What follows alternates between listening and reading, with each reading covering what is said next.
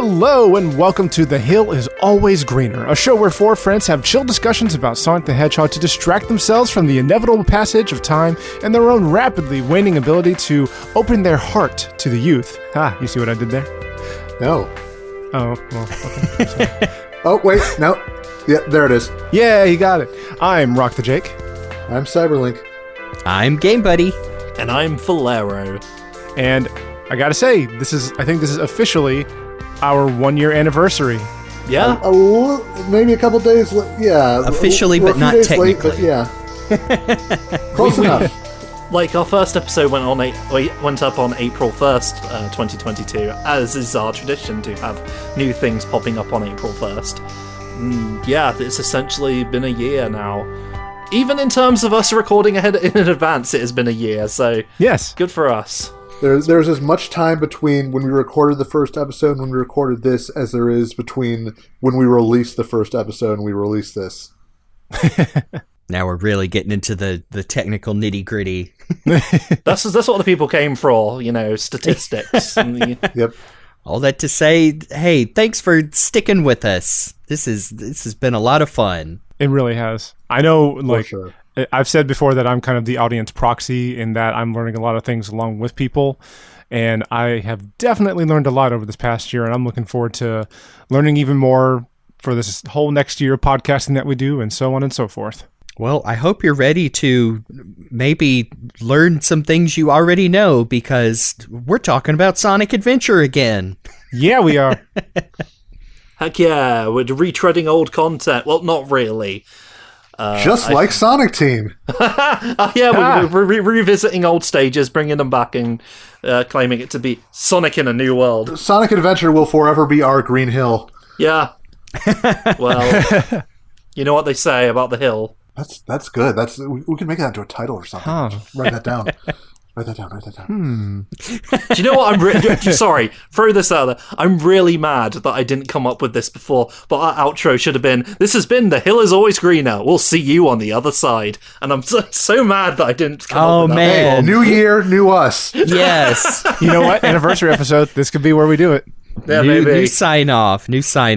Watch us forget it by the time we finished recording this episode. Most likely. I'm going to write it down. But we have decided to revisit Sonic Adventure because, our first episode, I know, especially me as the editor, we were getting our sea legs on what our podcast dynamic would be. And we also had a lot to cover of like our own personal histories with Sonic on that first one. And then kind of focus more on like what it was like to, when Sonic Adventure was released and like experiencing 3D Sonic for the first time. And then we didn't really talk about a lot of the game like minutia itself. And I can only speak for myself, but I want to do that this time because there is a lot of stuff in Sonic Adventure I really want to get into. Same here. Yeah, because, it really was talking about the quote-unquote rocky transition to 3D last time. But, at the expense of talking about the game itself. And that was also during a time where we were like, well, we don't want to be recording these for too long. I don't think anyone's going to want to listen to us for a few hours. But 27 episodes later, we realized, well, let's just do it anyway. Yep. If it happens, it happens. Yep. Especially with the last episode. Yeah, I'm sorry, everyone. I'm not. Yeah, last year, as we've said, we basically kind of laid the foundation for our talking points for Sonic Adventure, and we maybe drew some nice blueprints, but we never really built the house, so to speak. So we're gonna raise that barn today. 1, 2, 3, And it's 4. appropriate, all things considered. We just got done talking about Sonic Frontiers, and if you haven't listened to that episode or played the game yet, you might want to do that because, spoiler alert, there's plenty of references to this game within the story of Sonic Frontiers, so it's nice to go back to that knowing what we know now. As well as some of the information we've learned over the past year of podcasting. When we talk about the music later, that's something relevant from when we talked about 3D Blast. See, it all comes around. Full circle. Like a Sonic spin dash. It's like poetry, they rhyme. So I guess without further ado, let's actually get into the more nitty-gritty parts of the story. We can first talk about Sonic's story, and then I guess just jump off to the other characters as we go. Yeah, because it's all very similar. You've got your outliers, your Amy's, your Gammas, Big the cat. Yes, but yeah, they all follow like basically Sonic's narrative for the most part. Yeah, it is fun to have this kind of intersecting multi-character story with everybody weaving in and out of each other's narratives as time goes on. Yeah. I'm trying to think if I had played any other games up to that point that had done that approach with, the different campaigns that intersected with one another. I'm sure there must have been something, but for the life of me, I can't think of anything else that I would have played before then that did that. Sonic Adventure isn't the first 3D Sonic game, but it's kind of like the first like big scale 3D Sonic game. And to look back on it and just recollect the fact that like they went pretty hard on the story, like Sonic's first like big outing in 3D, and there's technically 7 different stories that all interconnect. Like that's shooting for the stars right there. Yeah. Now, did they need to have it set around all these different characters? Probably not. but I'm glad they did in a way, because they've got a lot to talk about. I mean, it's kind of the natural progression just because, like, they'd been having increasing numbers of characters in each game. You had Sonic in 1 and CD, you had Sonic and Tails in 2, you had Sonic and Tails and Knuckles in 3K, so it only makes sense that, yeah, let's keep upping the ante. Yeah, it seems like, looking back at it, Sonic Adventure was kind of the game where they really did threw a lot at the wall just to see what would stick. And, like at this point in time in 2023, after all of us have played Sonic Frontiers, a pretty good portion of it actually stuck in different ways. It is interesting going back to a game with so many playable characters after having spent so long in, the era of only Sonic playable. And, that's going to change in the coming months, but it's still like, it feels really different, Yeah. So I guess let's go ahead and talk about Sonic's story. The game really opens up on him running through the city, and we get to, of course, his very first line is the classic, "Oh yeah, this is happening." Which is the opening phrase that we use every time we start recording on this podcast, by the way. It is our A ritual. little peek behind the scenes for the listeners. I don't think that's ever made it into the show, but it is Nope. it is a tradition now for certain. Yes. So as Sonic is up just declaring that this is indeed happening, we see the police driving through the street. He checks on what's happening, and we have our first boss fight with Chaos Zero. Starting off with a boss, that's a heck of a way to start a game, I think. Yeah. I still remember the first time I did the Chaos Zero fight. I was playing Sonic Adventure on a demo kiosk in, like a circuit city or something, and just the first time I saw this thing, like, descend from above as the police are shooting at it, all their bullets drop. Oh no! Our weapons are useless! Oh, that Retreat! guy. All personnel fall back! Shuffle on my feet here for a moment. Whoa. Like, I remember just being completely blown away. Like, my little Sonic-loving brain was like, oh, this is the coolest thing, and video games will never surpass this ever. So after Sonic eventually beats Chaos, Chaos turns into a puddle and slinks down to the sewer system, and then we finally get to see Eggman in his 3D glory. In his 3D, I can't move my facial structure glory. Yes. Yep. No, not even an attempt at lip sync for Eggman in this game. Well, the mustache is there. You can see it. You can get the idea that maybe he's talking under that facial hair. Just occasionally moving his head up and down like a red versus blue character. Yep. Yep. Hey, Sonic, do you ever wonder why we're here? No! It was probably advantageous for the late, great Dean Bristow, who played Eggman, to not have to worry about lip sync, because he could probably actually do the acting a little bit more and a little bit better without having to necessarily worry about fitting in not only certain syllables, but even certain sounds with a lip sync.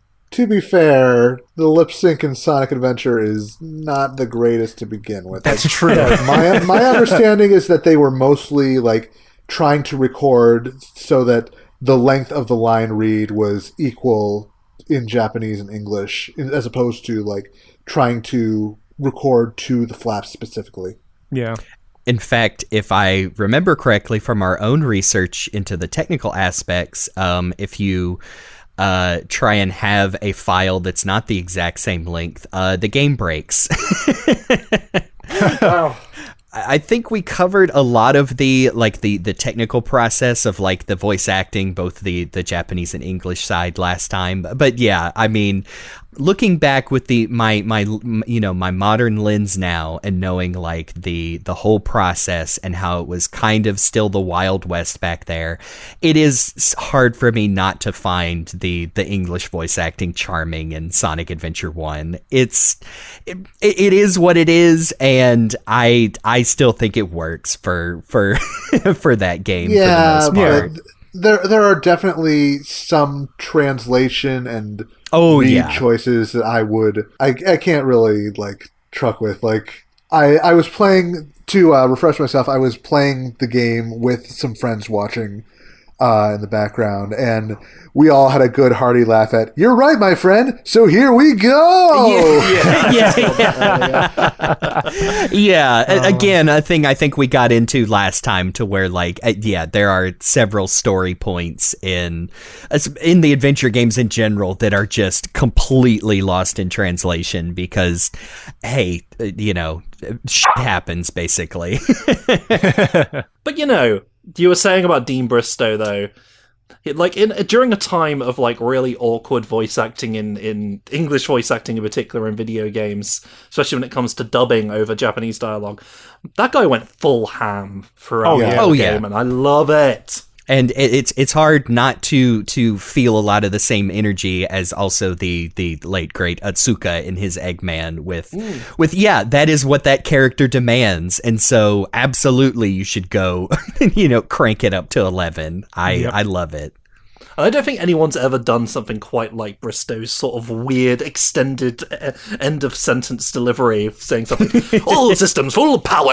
And I'm just hearing him, I'm listening to the end of his sentences because he draws the lines out for some reason, and it's very good. Yep, it's such a great signature. Or when he has the boss fight, the final boss fight with Tails, and like he's still at 11, but he's very quietly at 11, and he's going like, the scary Eggman, the meat out of you. Yes. That growl of his signature, and it was such a like defining part of his characterization delivery. Yeah, I'd definitely be remiss if I didn't reiterate the things I like about that old stuff. Yeah, Adventure was interesting because this was like the first time we were really getting into like some deep backstory stuff for the Sonic series that we hadn't really explored in a while. Like this is our first kind of look back at, why Knuckles is the last of his kind, and some early Chaos Emerald lore, stuff like that. And that's stuff that has continued to be explored, maybe not as deep, but still explored in more recent media, especially Frontiers. Yeah. For a second there, I was like, yeah, these things you're describing are exactly what happened in Frontiers. Yeah. Well, even little stuff like, in the next scene with Sonic where, we see he is getting some sunbeams by the pool and sees Tails crash, and, we get another iconic line read there. But after rescuing him going through there, like Sonic just straight up like starts talking about, you can borrow my plane, the Tornado. The just one of those we've many always things had. to us Brit Western fans is like, sorry, what? Your plane? It's got a name? Yeah. It's the stuff that there's so much stuff that's in those Japanese manuals that we had no idea about. But we discussed that more last time we talked about this game. So. Yeah. And in the OVA too was also, we would hear the Tornado being referenced. True. Yeah, like the OVA was the first step in kind of consolidating the Eastern and Western interpretations of Sonic, but I think Adventure was the one that did the bulk of the heavy lifting there. Yeah, people talk about this. Also the scene after that where it's like, whatever you say, Dr. Eggman. But yeah, right before that is like, oh nope, it's the tornado, and it always has been. Wink. Definitely not the winged victory, Archie? Oh my goodness, I've forgotten about that. I also forgot about that. And I'm going to forget about it again in about 5 minutes. Yep. And they forgot about it too as soon as they did the adventure adaptation and went, well, son of a bitch. Yep. Can I just take the briefest of moments while we're talking about the story here to discuss the fact that is Sonic staying at this hotel or is he just loitering? Because I feel when you talk to the attendant, he's just like, oh, anyway, I can help you, Sonic. Because I can't imagine Sonic checking into a hotel. It just does not jive with my brain. But maybe he saved them from a robot attack, and so he has like a standing. That's what I was thinking. This is what I was gonna say. Is that there are some of the human residents around talk about like, oh my goodness, it's Sonic. I think he's enjoying like a perk of being a superhero, and it's just like, hey, I'm gonna go hang out by the pool, okay, dude? Oh, of course, Mr. Sonic. I'd like to think that. He could probably pop into the Happy Burger and get one on the house if he really wanted. He has that golden for life McDonald's card that he can just use whenever he wants. He brought back the man standing outside the restaurant once after it was stolen, and they've given him free burgers for life. But not before he used that man to get a secret egg. Yes. To glitch into areas he's not supposed to be in. But we can't really start talking about Burger Man right now because he's the secret main character of the game. And yes. At least as far as the internet's concerned. So, yep, Sonic does follow Tails back to his workshop, and yes, this is where we get not only the first Eggman boss fight, but also explaining, like, what's up with this crazy water monster. We also get a fun little thing right before the boss fight actually starts where Sonic calls him Eggman and Robotnik tries to call himself Robotnik to try to get it stick. As we all know, that never sticks. Eggman is what he goes by. And, referencing back to Sonic Frontiers, there's a log where Eggman says that he tried to push back at it at first, but then he just took it and embraced it. And now that we have that in mind, it's cool to kind of see the beginning of that here in Sonic Adventure. Mm-hmm. Specifically in the Western release, because corporate rebranding. Yes. Well, I think that is one of those. If you want to talk about like retcons or like the loose continuity, I would argue that because in the very next game, Adventure 2, and I think we talked about this before, that Eggman's family tree is revealed to be that Robotnik is their surname, and so you have Professor Gerald Robotnik and his granddaughter Maria Robotnik. That you can take that like maybe Eggman's real first name is just lost to time now. Well, maybe he doesn't use it anymore because of the association with Gerald Robotnik. Yes. He's done some stuff. At least so the world destroying weapons of mass destruction and government conspiracies and hey, look, man, I was like a little kid when that happened, so call me Eggman. I don't want my name associated with that. Anyway, time to blow up half the moon. Yes. That's why I'll be altering all the blueprints on my theme park to be Eggman Land now. I'm going to flood the city, and then 10 years later, I'm going to break Earth. Yeah. But this is where Eggman, as he's giving Chaos the emerald he has swipes from poor Tails, references the stone tablets that he found. Which yes, I don't. It's just as the stone tablets predicted. Which is funny because I don't think we ever see or hear any backstory on those, but the only time they've ever showed up is in the credits for the 26th episode of Sonic X. The little stinger of Eggman holding up this little stone tablet, and if you know, you know. Yep. Like the first time I saw that, I'm like, oh, I know what that is. Yeah, it's that one thing that he said in a throwaway line at one point in the game that's never referenced again. I get, we still don't know all of the details, especially since, Sonic Chronicles isn't canon, but maybe, the stone tablet was a deathbed record by some poor echidna. It's like, oh, people need to know the horrible mistake we made with this water monster and whatnot. Or maybe it was, sorry, this is going to be so stupid. Maybe it was an actual electronic tablet that you found that belonged to Agent Stone from the Sonic movies. Just as the stone tablet predicted. It's got like one word document on there, and it's just like, yo, you should check out Chaos. It's just the notes app scribbled down. I love it. What was up with that Olive Garden guy? He executed Maria. We are going to have a time when that movie comes out. Oh, we're going to have such a time. Yep. Avatar 3, get the hell out of the way.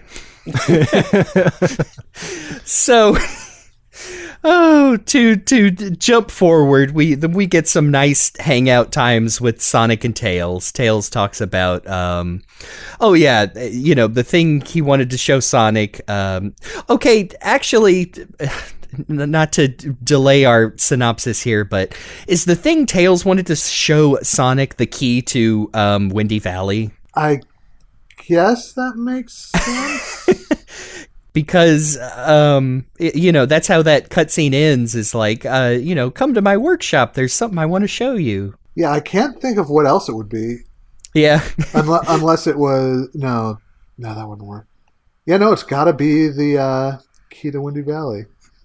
Or did they know what he was going to say, or they're just making this up as they go along? Because some of the links between stages are pretty tenuous in this game. Yeah. But anyway, to to jump forward, Sonic and Tails have some nice adventures through some action stages here. Your Windy Valley. They hop back to Station Square and visit Casinopolis. Wow, you said it like to Amy and Sonic I know, Heroes. I just said that wrong, like Amy does. Casinopolis. Yeah, that place that Batman was looking for the Joker. Yeah, oh my goodness, yes. That's a little something for you to, our listeners Look to it look up. up. And more than likely ended up running through the sewer of the casino instead. Yeah, it's just so much faster. Lose their emeralds again. Yeah, they only lose the one emerald they just found. They still have the other one they got from earlier. Yeah. Sonic specifically says the other one's safe. Eggman just knocked them out with sleepy gas. He gives them the EP disease, and it's a moment. Sonic being like, Eggman. Yeah, jeez. It's a little weird. It's also weird when other characters, I think it might be, is it Big and Knuckles, can actually find them just conked out on the ground. Yep. Yeah. What's wrong with these guys? They do some snowboarding and ice cap, where Cream the Rabbit definitely does not drop the key for you. This is where the original triple threat meets up, where Knuckles starts demanding emeralds from Sonic, and nobody stops to clarify what he means. It's it's great for them to go right back to Knuckles' characterization from Sonic 3, essentially. Yeah, Knuckles has always been punch first, ask questions later. Yeah, it's a funny scene that is sort of like the predecessor of all the terrible Knuckles scenes that we'll see in future games. Yes, I was gonna say it fits here because he's not so angry and rage filled about it. And it also, like, after the jig is up and realizes he done goofed, like he's embarrassed about it. He's not just, screaming or saying, "What? I don't get it," or, Knuckles isn't stupid yet, is what we're saying. Their friendship is still tenuous, I think, Sonic and Knuckles. Like, yeah, they teamed up at the end of Sonic 3 and Knuckles, but maybe there's this part of him that's like, well, I feel like he's someone who probably steals emeralds. He did turn super when I first met him, so, you know. Yeah, it's still early on enough that they're kind of figuring their stuff out. I know, especially if you think, like, it's hard to, and Sega also doesn't seem to be committed to, like, establishing any kind of passage of time.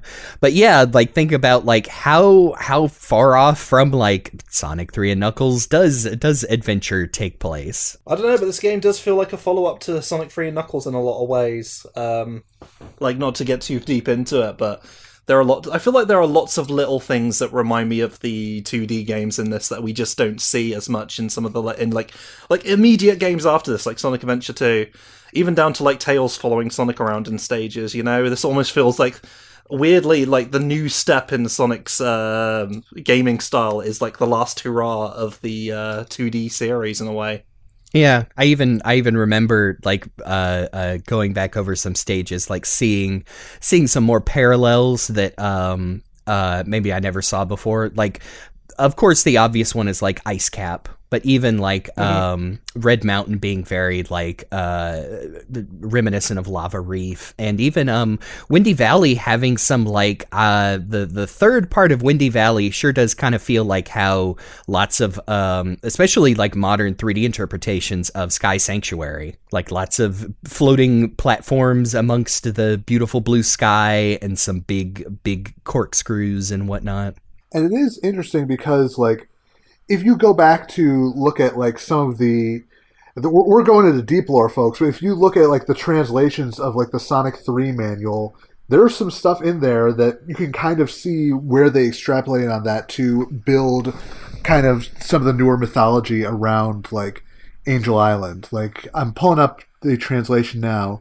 When he picked it up, Sonic remembered an old legend about an island. A long time ago, when the island was still part of the continent, there lived a people with a superior civilization. That civilization had built a peaceful and prosperous society with the energy of a certain power stone. One day, however, a group of elders who wanted to make the energy of the power stone their own accidentally let the energy run wild. In an instant, civilization was destroyed and disappeared from history. It is said that after this event, the gods descended from the sky and restored a part of the civilization as an island and released it in the Power Stone into the sky. Wow, yeah. So you can definitely see where that was the quote-unquote original legend. You can see how they built on that to be like, okay, here's the actual truth of the events. Wow. I didn't know this was connected to the Power Stone series. That's quite something. Yeah, I've got a copy of that I can play on my Dreamcast. I should probably see if the connection's to Sonic in it. Look, man, it's been way too long since that PSP collection. We need another one of those, but I digress. Yeah, it's been a long time since I've looked that up and forgot that is pretty. You know, it's one of those like, you know, that how could they have known, but also just cool that they wouldn't just like necessarily throw all that out when it came to writing a scenario for Sonic Adventure. Well, just like a lot of stuff with the old 2D game manuals, would have been nice if the West got to know a little bit of that and put that in our ones. Yeah. It is interesting. It is so, especially from you know, doing our own memories and like doing all of the research on like the Sonic Bible, and I go back to like the phrase like I feel like that. I don't know. I guess we will just never know. Like, would Sonic have been as big a thing if they had synergy with like all of the various Segas and tried to present him like, you know, the Japanese lore in the advertisement? I don't know. Like, was like the advertising and multimedia blitz in the West like what Sonic needed to be established as like a global icon? And then by the time Adventure rolled around, like it was time to start integrating like, you know, everything together. I don't know, like I don't really have strong feelings on that. I'm glad that it led to like what we have now, I guess. I agree. I just It would have made for less inconsistencies, though, for stuff like this. So that the Archie comic doesn't have to be like, oh no, none of this links up with all of this stuff that we've written. Would have had less arguments on old forums. Everyone's favorite boss fight, Chaos 4. Oh, yeah. And then... where a pond just manifests out of nowhere, which is cool.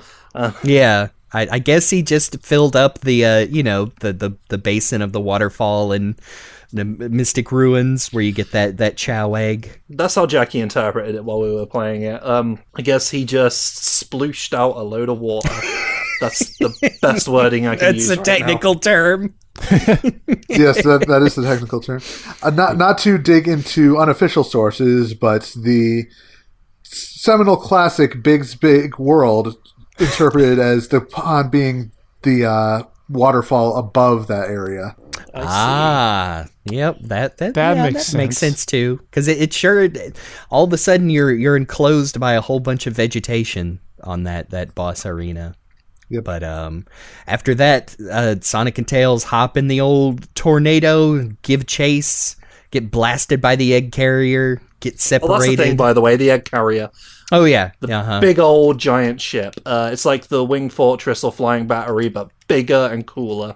Yep. It's got nice deck paneling. Secret swimming pool. Secret swimming pool is very important. Yes, I love the egg carrier. We'll probably get into that more later, but yeah, what a silly ship. So Sonic and Tails get separated. Sonic bumps into Amy, his old friend, question mark. And Amy's immediately like, protect this bird. I don't even... No, I'm following you anyway. I guess this is happening now. It's what you're good for, hedgehog. Man, comparing the relationship between Sonic and Amy between this and Frontiers is stark. Yes. They've had time to become actual friends, I think, over the course of the years, because Yeah. What's going on here is Sonic just like, why you again? No, please. And her just having no personal boundaries. Yeah. Not as intense as in Adventure 2, but it, the beginnings of it. And again, to cut the writing and performances in Adventure some slack. Again, not as bad as like they decide to make it in Heroes, Sonic X, etc. But it's there. She's more bossy than anything in this. Sonic and Amy run through Twinkle Park, and the severe amount of ocean violations. I was literally about to say that. That was one of the talking points when I was playing with some other folks. Is that, oh god, Ocean would have a field day with this. This theme park is not safe for anyone. You jump from a bumper car track down a hole, land in a roller coaster that immediately takes off, and then it stops you like on a dime. There's going to be some broken necks. Your bones are crushed and forced into this bowling ball launcher. Oh, yeah. This park can possibly be used by Sonic the Hedgehog. One of the perks of being a hero. Yeah. It is funny. I saw I don't have the source, unfortunately. Saw a funny tweet that was like, tweet like Sonic is real, and it was a screenshot of the highway from Sonic Adventure 2. It's like, yep, another giant hole in the highway. Your tax dollars at work, folks. Trying to drive to work and there's another loop-de-loop. Well, great. Yeah. But we kind of steamrolled over Zero while we were talking about Twinkle Park. I'm sorry. He shows up and snatches poor Amy. He does have a pretty cool theme song. Just how do we describe Zero? Just a big chunky robot with He's a big chunky boy, but he's also technically the predecessor to Gamma and Beta and everybody else, because he is E100 Alpha canonically. Oh, interesting. Yeah. I guess I assume that because his also Zero, as in like the first, the prototype. Yeah. And he does kind of he's got the E series eyeballs, but I always thought he looked like he was wearing a big old hat. Does look a little bit like a hat. Mm-hmm. Yeah. Doesn't have a voice, but all he has is whenever he chases them through Red Mountain, and then, oh, good golly gosh, back to the egg carrier. On Tails' new plane, because the last one got blown up, unfortunately not by a sky dragon. Yeah. What could have been. What could have been. It is interesting that, we got the Tornado 2 with this one, and it was the plane for a fair while, and then at some point they just kind of went back to the classic Red Tornado. So, after the second sky chase, after we get on the carrier, we get to have a little bit more action scenes, and we get to have a kind of sub-boss fight with Gamma. And we get to have that moment where Amy thrusts herself in front of the battle to stop them from killing each other, depending on which story you play. This is the scene which you see in the demo, apparently. Yes. Just like later on in Sonic's story, that's what they decide to show you to get you interested in the game. Yeah, because if you leave the title screen going for long enough, this is one of those scenes that starts up the ending of a boss fight. But after that, there's some power things going on with the ship. That's from Knuckles playing, like messing around with the ship, right? I think it's a combination of everybody going through the sky deck and genuinely just blowing stuff up. Yeah, that's true. Yeah, havoc. Yeah, because in one of Sonic's actions, yes, in Sonic and Tails' version, like entire parts of the egg carrier start dropping off. So right, yeah, everybody it was a team effort. Everybody's blowing some shit up. Yeah, everybody things up in their own unique way, and I'm proud of them. And you also can't discount that Eggman himself may have cut a few corners when it came to the stability of this flying fortress. Oh, yeah. I'm pretty sure his own cannons help blow up part of his ship. So, yes. So yes, after just all the explosions and destructions that have happened with several characters, and Eggman's also at fault here. We're having some power issues where Sonic orders everybody else to get off the ship as fast as they can, and he goes to have what he thinks is his final confrontation with both Eggman and Chaos 6. Since we're talking about Chaos in a following number, has anybody ever, besides me, ever really wanted to see like what each stage of Chaos would look like? Because we get to see a few, but we don't get to see all of them throughout this the game. I remember as a kid 3 and 5 being are the only ones that we didn't get to see. Yeah, because we do see one, but we don't get to fight it. Which I remember as a kid being like, "Oh, I wanted to see what he could do with that one big arm." We should get like imperfect chaos and semi-perfect chaos and Dragon Ball. Yeah. Completely original concept. Yeah, this final, sorry, not final, but seemingly final confrontation on the sky deck with Chaos 6, there's some fun interconnecting points here as well, because Sonic fights him and Sonic thinks he defeats him and then gets off of the carrier. Knuckles has a follow-up fight with him, and that actually is what does him in. But with Big the Cat, if you're playing his story, he actually gets the first swipe at Chaos by having one more fishing game to get Froggy outside of him. Yep. The most high stakes fishing imaginable. I know, yeah. And potentially the fastest boss fight ever. I think the fastest I've ever been able to finish that fight is 6 seconds. Dude, wow. Yes, definitely under 10 seconds.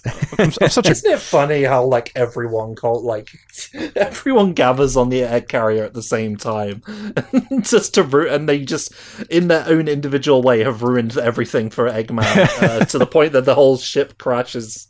I just think that's great timing. Yeah. Even Big has a hand in ruining things, because in his stage on the egg carrier, there's an aquarium part where he breaks the glass and makes all the water flow out. So yeah, even Big the Cat's just breaking stuff.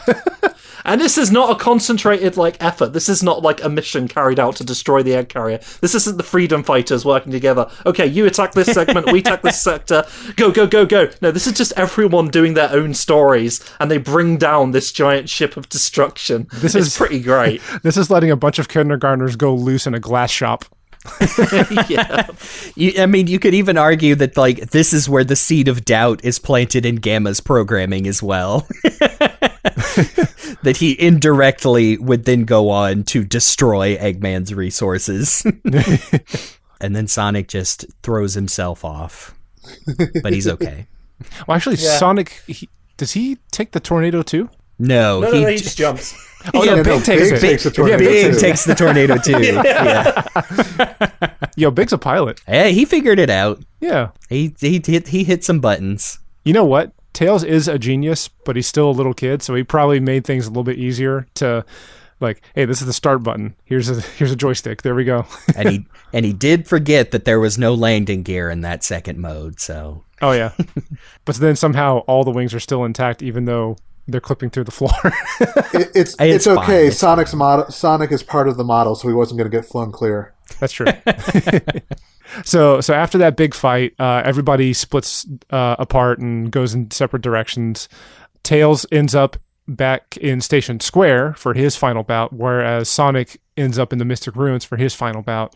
Sonic takes a quick detour. The mysterious light that's been popping up and giving you hints in the stages leads him into, the ruins in the center of, the deep Mystic Ruins jungle. And here's where we get, Sonic ends up seeing the huge mural warning of the destruction of perfect chaos. And Sonic's not exactly a stranger to prophetic murals. There was that one on in the hidden palace zone, and wonder what Sonic thought of that at the time.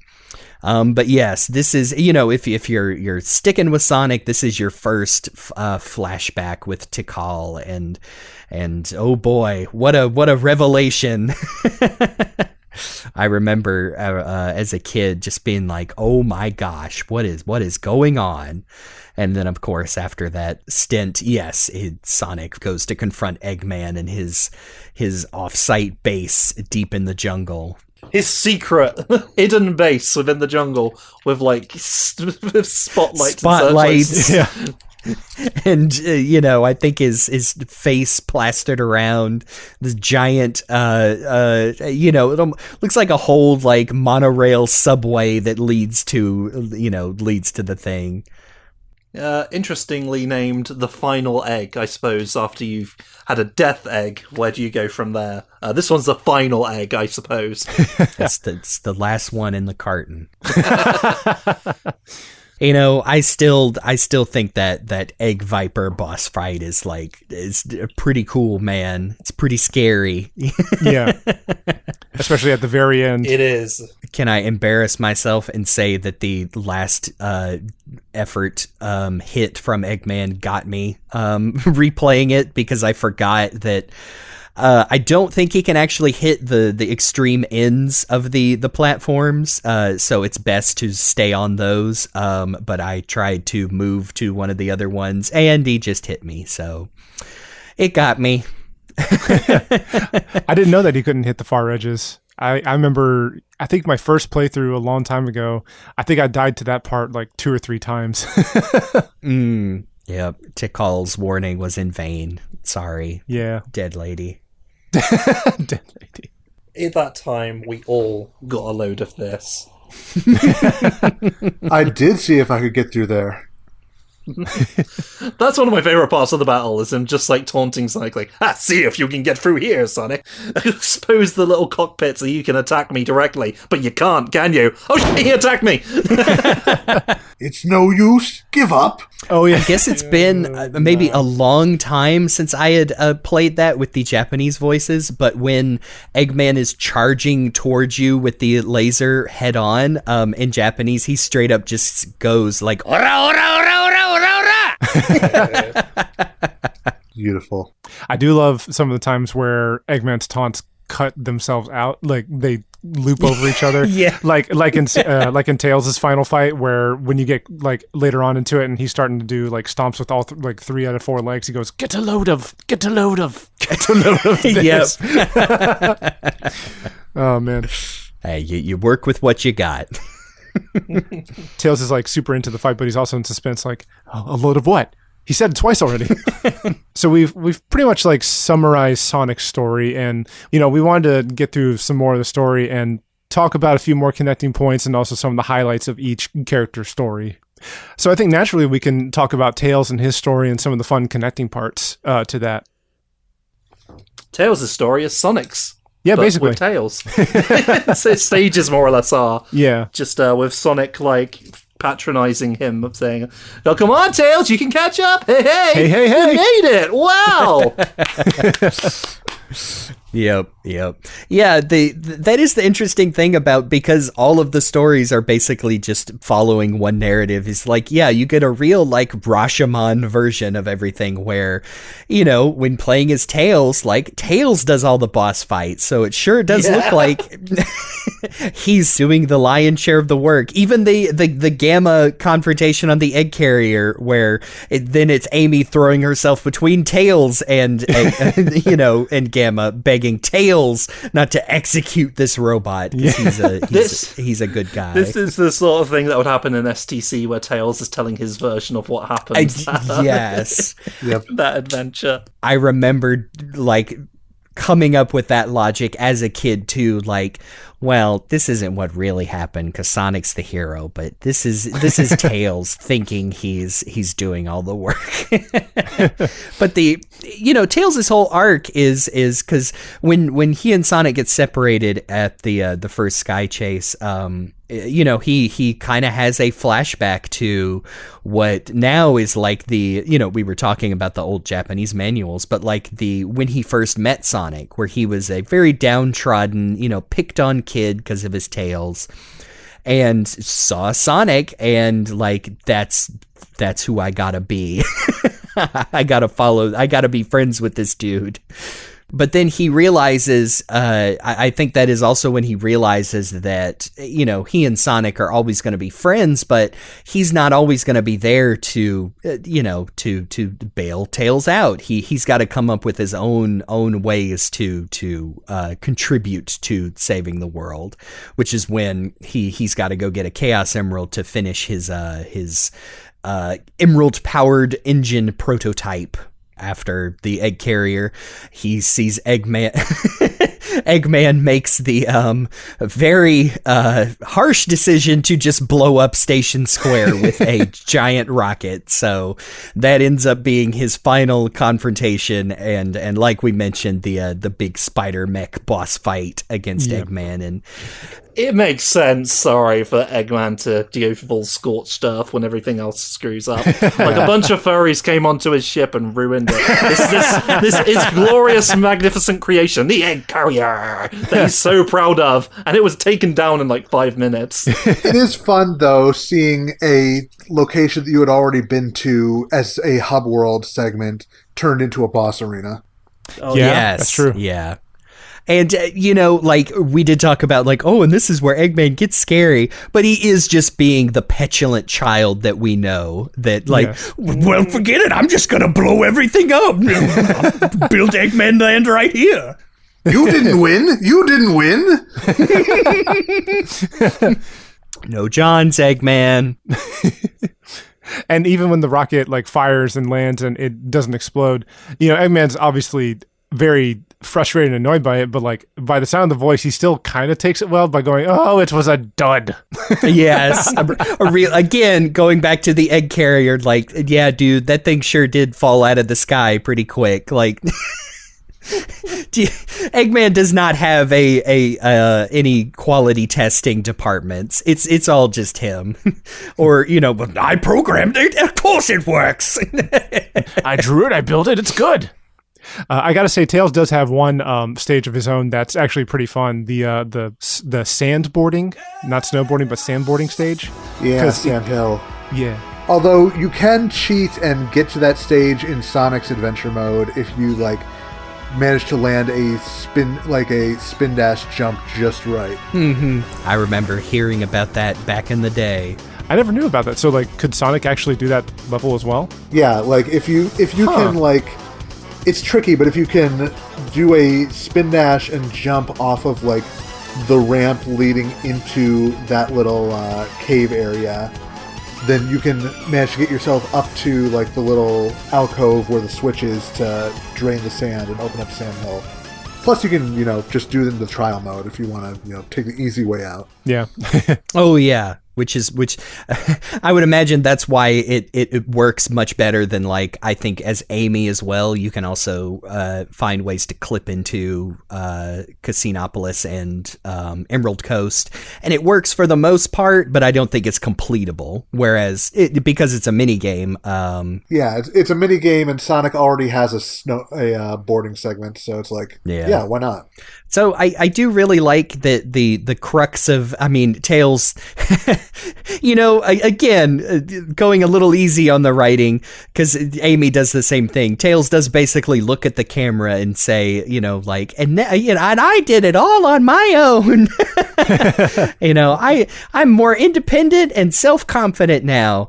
And for the most part, he carries that forward. I think this was a good transition of the boy genius aspect of Tails was always there in a lot of the Japanese stuff. Like he is shown like to be a tinkerer, to be working on vehicles and planes and whatnot.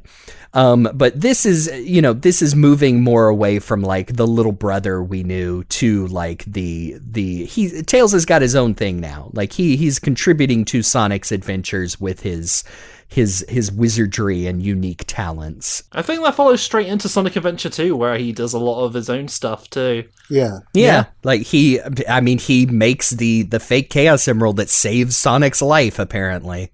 Or at least, contributes to that. Maybe I can't even get into that. Like the how chaos control works with a fake emerald. That's I don't have the documents in front of me. It has the same wavelength and properties. Yeah. But it can also reverse the polarity and explode or something. But, Knuckles' story is also very interesting to where, okay, here we are establishing Knuckles. Like, what does it mean that Knuckles is the guardian of the Angel Island? And we got a couple of short monologues from Knuckles himself to explain what he knows about it. And we establish a new location that becomes a recurring one in Sonic here, in the Emerald Shrine, where the Master Emerald is now held out in the open where anyone can get it. Yeah, as long as they cross that scary wooden bridge, I suppose. It's no Hidden Palace, that's for sure, but I guess Hidden Palace was broken into, so he's like, well, put it outside anyway, why not? Yeah, it is interesting. I remember being a little confused when I first saw this, that, you get the nice, cool pre-rendered cutscene of Angel Island falling into Mystic Ruins, and remember thinking like, well, is the little part that Knuckles on, is that Angel Island? It's like, no, of course, it's the entire thing that has Red Mountain and Ice Cap on it. It's Angel Island from Sonic 3 and Knuckles. I remember thinking, like, at first, I was like, wait a minute, this is an island on it. Is this supposed to be Angel Island now? No, Sonic 3 was on a big thing. Why have they changed it? But no, I was mistaken. It's just its own little mini island, I guess. I know. Gosh, that would be so sad if Knuckles, well, this is it. Guess I gotta go get something to eat eventually. Yeah, like, for years, I thought that tiny little outcropping with the Emerald was Angel Island until I realized, oh no, wait, it's basically this entire like rock wall that has crashed into the side of Mystic Ruins. Coincidentally, fell into Mystic Ruins, which happens to be connected to Echidna culture through a tunnel, no less. A tunnel with like sliding doors. Yeah, it's fine. Yep. Although, if you do look now, especially because the cutscene focuses on it in the, the Supersonic storyline, but where if you look, it almost looks like a landing area. The area Knuckles is sitting on, it is just the Emerald Shrine that like you see to call at. Yeah. It's just the ruins have gone, it has fallen away and it is now like suspended there. And, the fact that Mystic Ruins is where it broke off of is interesting. Like looking at the flashbacks, like the Lost Temple, and then you go through that tunnel and, oh, here's the shrine. And like, you can literally see where, like what pieces broke off to form Angel Island. Because I don't think Angel Island has been floating in the same place this whole time, and it just fell down to its natural location. Otherwise, that would have happened in like Sonic 3. Yeah. I think this is just a case of story demanded it. Yep. You could probably argue, I mean, maybe like chaos being reawakened, like, you know, maybe steered it towards its original location. Well, as we all know, you can steer Angel Island. There are controls deep underground. Oh yeah, and defense systems. Exactly. That's for all you Sonic the Comic fans out there. The coolest adaptation of Sonic 3 and Knuckles ever. Literally having Angel Island be what takes out the Death Egg is the coolest shit. Well, I love that addition to the story. Yes. I need to read that. It's Yeah, you do. Yes, it's great. If you were going to read like one STC story arc out of context, like that is absolutely like go for it.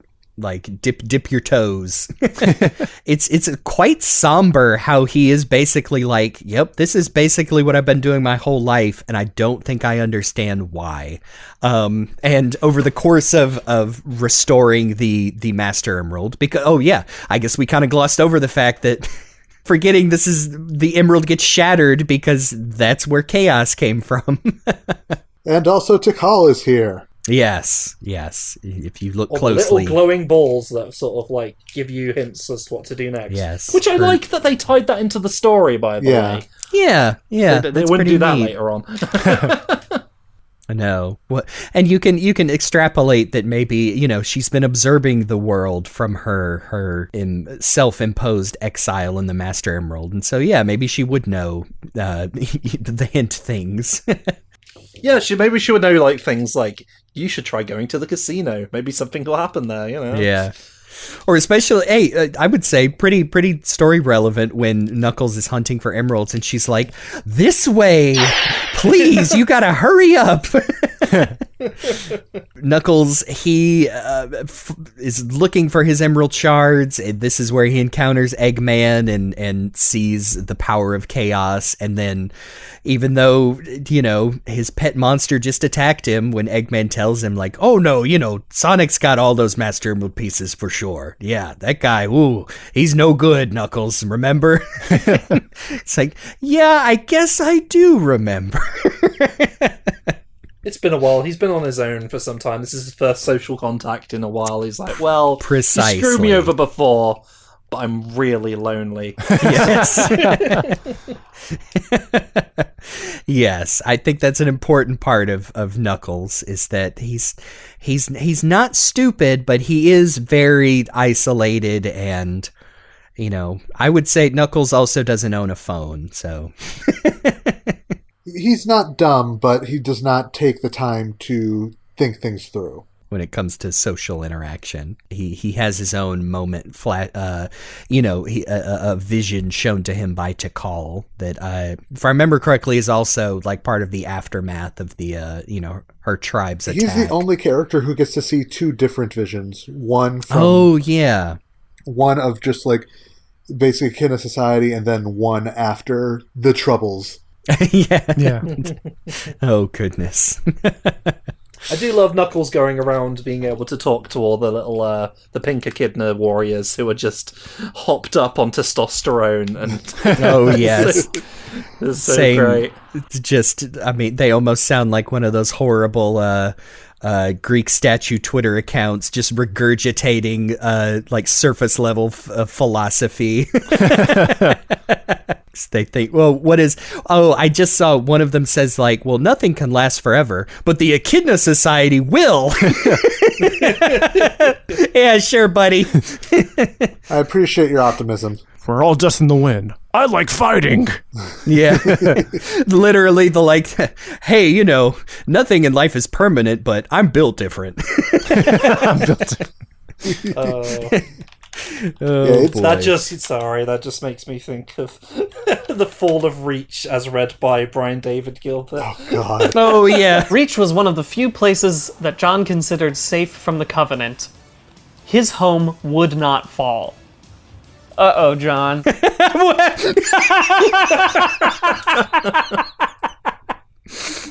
But yeah, Knuckles is one of those where, again, like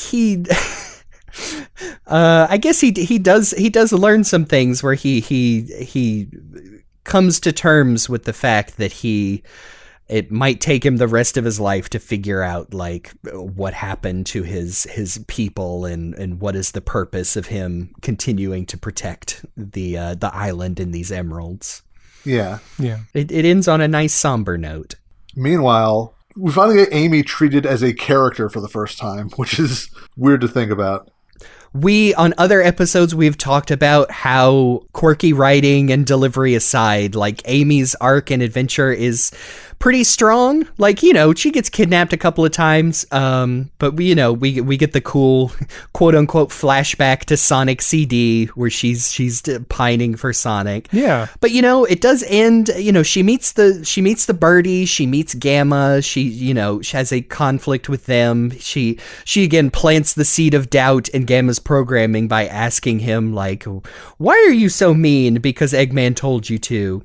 And yeah, ends it on a really good note of back then it felt a little more fresh than like we joke about like girl boss and whatever, but the fact that she was making the conscious decision to be her own person and to be more independent of just waiting for Sonic to come rescue her when things happen. And then we've gone over it, I feel like, is then she just spent the next 15 years being a crazy Sonic fangirl and being kind of irritating. Good thing we finally got back to that in Sonic Frontier. Yes. Oh man, so long. But yes, there was some groundwork laid before, but Sonic Frontiers is the one, the game that said like, hey, what if we gave literally anything else? I'm glad. It is nice to literally see that start in this game and yes, be finally something more in Frontiers. I'm glad because I want to like Amy so much more. It's just the games make it hard sometimes. But not this one. This one's pretty good. Amy's got a pretty cute story. It is so dramatic when she goes back to the egg carrier and the birdie is reunited, and then oh my god, Zero just punches the shit out of that bird. Yeah. That's like, it's abrupt. Yeah, that's like the most jaw-dropping moment of the game. Like, oh, this bird got punched. I might give the most like violent drama to Gamma's story, but yeah, I remember again playing this as a kid. It does come out of nowhere. It's a little scary. You don't know any better. You think, oh my goodness, no, not Birdie. Because you have like this happy music, and then all of a sudden punch, and the music cuts out for a second. Clearly, Amy should have done a better job of keeping her eye on the birdie. Double Sunday. That's wow. I know what I said. Give me the microphone. No. Oh, I'm so sorry, Lanny. I'm not. Goodness. And then the real star of the show. It's big, everybody. Yeah. It's finally time. It's him. Well, Big the cat. They literally called him Big the cat. I love it. He is who he is. It's true, he is a big cat. Like we were saying at the top, you could argue he's only included so they could put in a very stripped down version of their eventual Sega bass fishing game. Yeah. But I mean, especially now, like we said with Amy, with the decades of hindsight we have, I'm glad Big exists. Me too. I'm glad Big exists, but I also do not especially care for his gameplay. Yeah, we're not going to get into the gameplay too much until we start talking about the gameplay, but I did try playing a little bit before we started, and I gave up pretty fast because it's pretty rough. Like, it's not the worst thing in the world, but they sure made it a lot easier in Frontiers, and I'm happy for it. Yes. I would argue Big's gameplay back in the day did keep me for quite a while from, finishing the game and seeing Supersonic, but still looking back, Yeah, I don't know if I would call it bad. I understand why it's frustrating. I do remember thinking the last time I went to, get all the emblems and do the challenges, it was a little more fun because I guess you figure it out. But yeah, I would put it up there with, if you've ever played the fishing in Stardew Valley, there is also a learning curve there. It's like, yeah, you just got to get the hang of it. But I get why people... Making it essential to finishing the story. Yes. Is where a lot of people's problems that come from. Not to jump to the end, but there are just straight up mods that what it does is it swaps out Froggy for the version of Froggy in Gamma's Emerald Coast. And so Big just walks up and grabs Froggy. It essentially cuts out all of Big's gameplay. So it exists. If people would want that. But as far as Big's story goes, hey man, Froggy is his best buddy in the world, and he swallows that little bit of chaos that gives him that creepy tail, and Big spends his time following him to body of water to body of water. And yes, like we said, ends up on the egg carrier, helps, quote unquote, Sonic fight Chaos 6, and then yep, they steal the tornado too and crash it back into Big's pad. Cue his theme song, which is great. We talked about how I love the philosophy of that theme song. Yeah. He does a little dance in front of Froggy. It's very great. Yes. But also, man, everyone else is having like character, apart from Sonic, obviously, because Sonic. Everyone else is having this like character development or storytelling, or like in the case of the next character, like a really surprisingly deep storyline. Yes. And Big the Cat's just like, I lost my frog! There he is! I lost him again! I'm going up onto this big ship! Whee! I won! Big's development is that he just gets to see more of the world, because he's probably been in that same place his entire life. Yeah, you know what? That's fair. Yeah. Yep. Which, I think I've said it before, again, especially with hindsight and frontiers now. You might say, you audience member might say that Big is a dumb guy, an unintelligent man. I again would argue he's got all his shit figured out. Yep. We've talked about it before. Yep. Yes, when the big crisis is his best friend is in trouble, that's when Big springs into action. But then he goes right back to living in paradise. So I've heard some people are afraid of living in the same town they've always been in. I say if you're content, then just enjoy where you are. It's pretty cool here. Thank you, Big. I can lift cars! He sure can. He doesn't even acknowledge it. It's just like, oh, what's he doing under that car? Oh, what am I gonna do? Welp. Whoop. And then he goes out and he goes, One oof. finger. Keep that in the back of your mind if you ever, they have just never tapped into the raw rage that Big is capable of. I don't know if he would be stoppable. Damn, those alien bastards will pay for shooting up my frog. The great John St. John. Oh, boy. Yep. Or is it John St. John? No. I'm starting this. Oh, yes. And we would be remiss if we did not touch on the... I would argue still incredibly poignant, even if it is taking from a lot of like traditional stories about like artificial intelligence and robot characters. But E102 Gamma, like, what a guy. It sounds, I think we have touched on this in the past. I would say a character I'm glad has stayed dead for the most part, And we're not saying that in a No. It works best of a story. Because he gets a wonderful, incredibly short, like I played through, Gamma's story again. His stages are fine. They are the proto Walker and Tail stages from Adventure 2.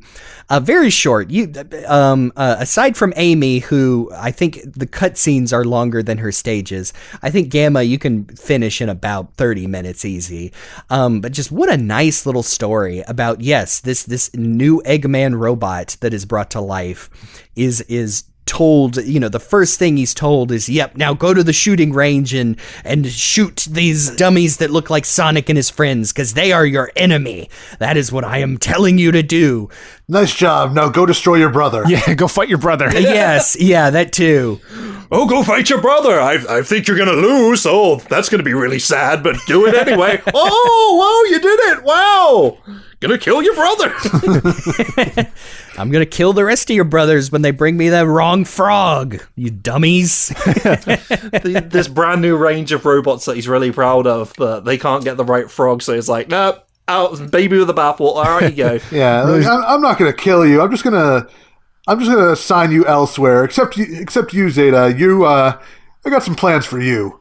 Well, how do you feel about having Dreamcast strapped to your sides? Yeah. And again, Eggman, honey, sweetie, you made the robot. You're really projecting your failures onto these poor guys, but well, it's like when you bang your own toe on something like your own coffee table that you bought. You're like, oh, you stupid son of a! It's the table's fault. It's not you. Yeah. Who put that there? Am I a bad creator? No, it's the robots who are wrong. Yep. And one encounter with Amy Rose, beautiful, pure-hearted Amy Rose, and messes up his entire worldview. Yep. I really enjoyed Gamma. I know we have talked about, there are lots of really good videos that talk about how it is just a very...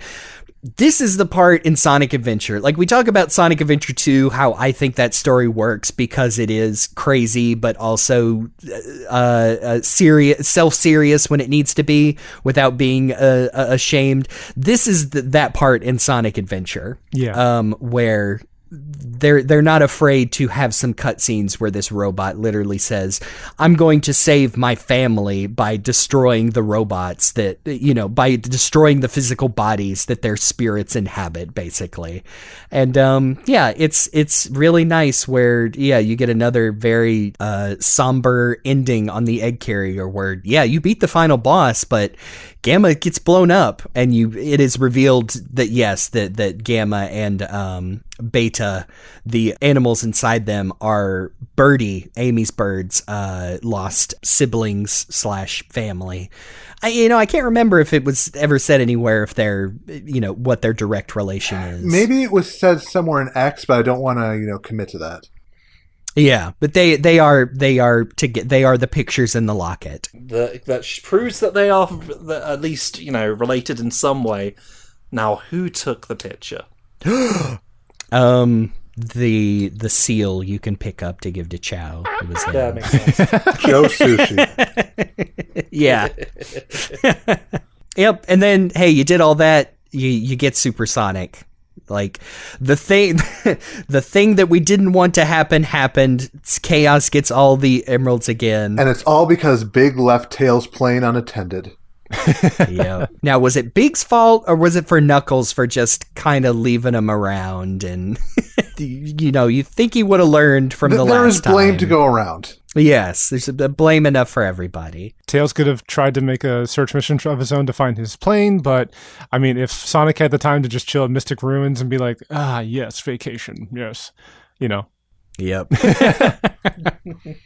Come on, man. Supersonic in proper 3D for the first time. Yes. It's awesome. And here comes Open Your Heart and, the big boss fight and, the reveal of, oh, yes, that was Tikal. We get the whole story of Tikal's father, the bloodthirsty warlord wanting to take the emeralds from the shrine where Tikal has been trying to befriend the guardian that would be known as Chaos and the Chao.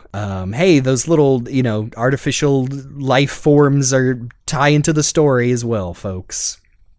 So yeah, it was driven by the rage at seeing the the Chao attacked, and I mean, I always assumed like some of these Chao like were killed by these echidnas. You do see a bunch of them like laid out in one of the flashbacks, so yeah, presumably murdered. Yep. I mean, we know Chao can die. Yep. Yep. You can force that to happen if you're that much of a monster. Just a cyber shell. Just a bunch of gray cocoons forming around everybody. Yeah, that's we didn't see that part. I really like this boss fight. I would be lying and saying it isn't a little tricky to get the hang of, but it is pretty cool. That it is momentum based, that you gotta make it to perfect chaos, like with enough speed to bust through his gross brain. We've seen supersonic battles before. I think Doomsday Zone was the first one where they were just like, okay, the final battle is supersonic now. Yep. This like follows right after that, but this is like kind of the first one in like a series of really cool final battles that we would see in Sonic, I think.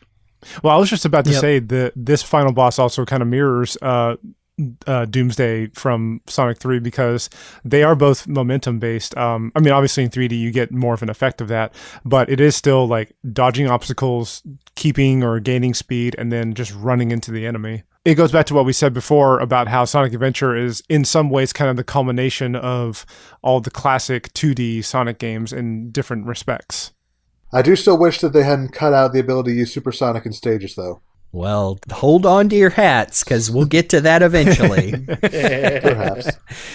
And so, I mean, we get a nice little, like we said, we have seen like where Chaos came from, why Tikal is connected to Chaos. She was, you could say she was the first Echidna Guardian because she begs the Master Emerald to neutralize the Emerald's power that Chaos was using.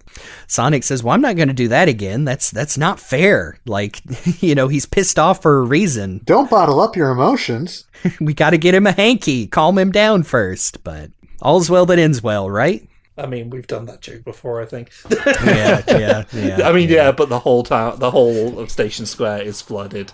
And Tails is Yeah, like, well, a little bit of dissonance there.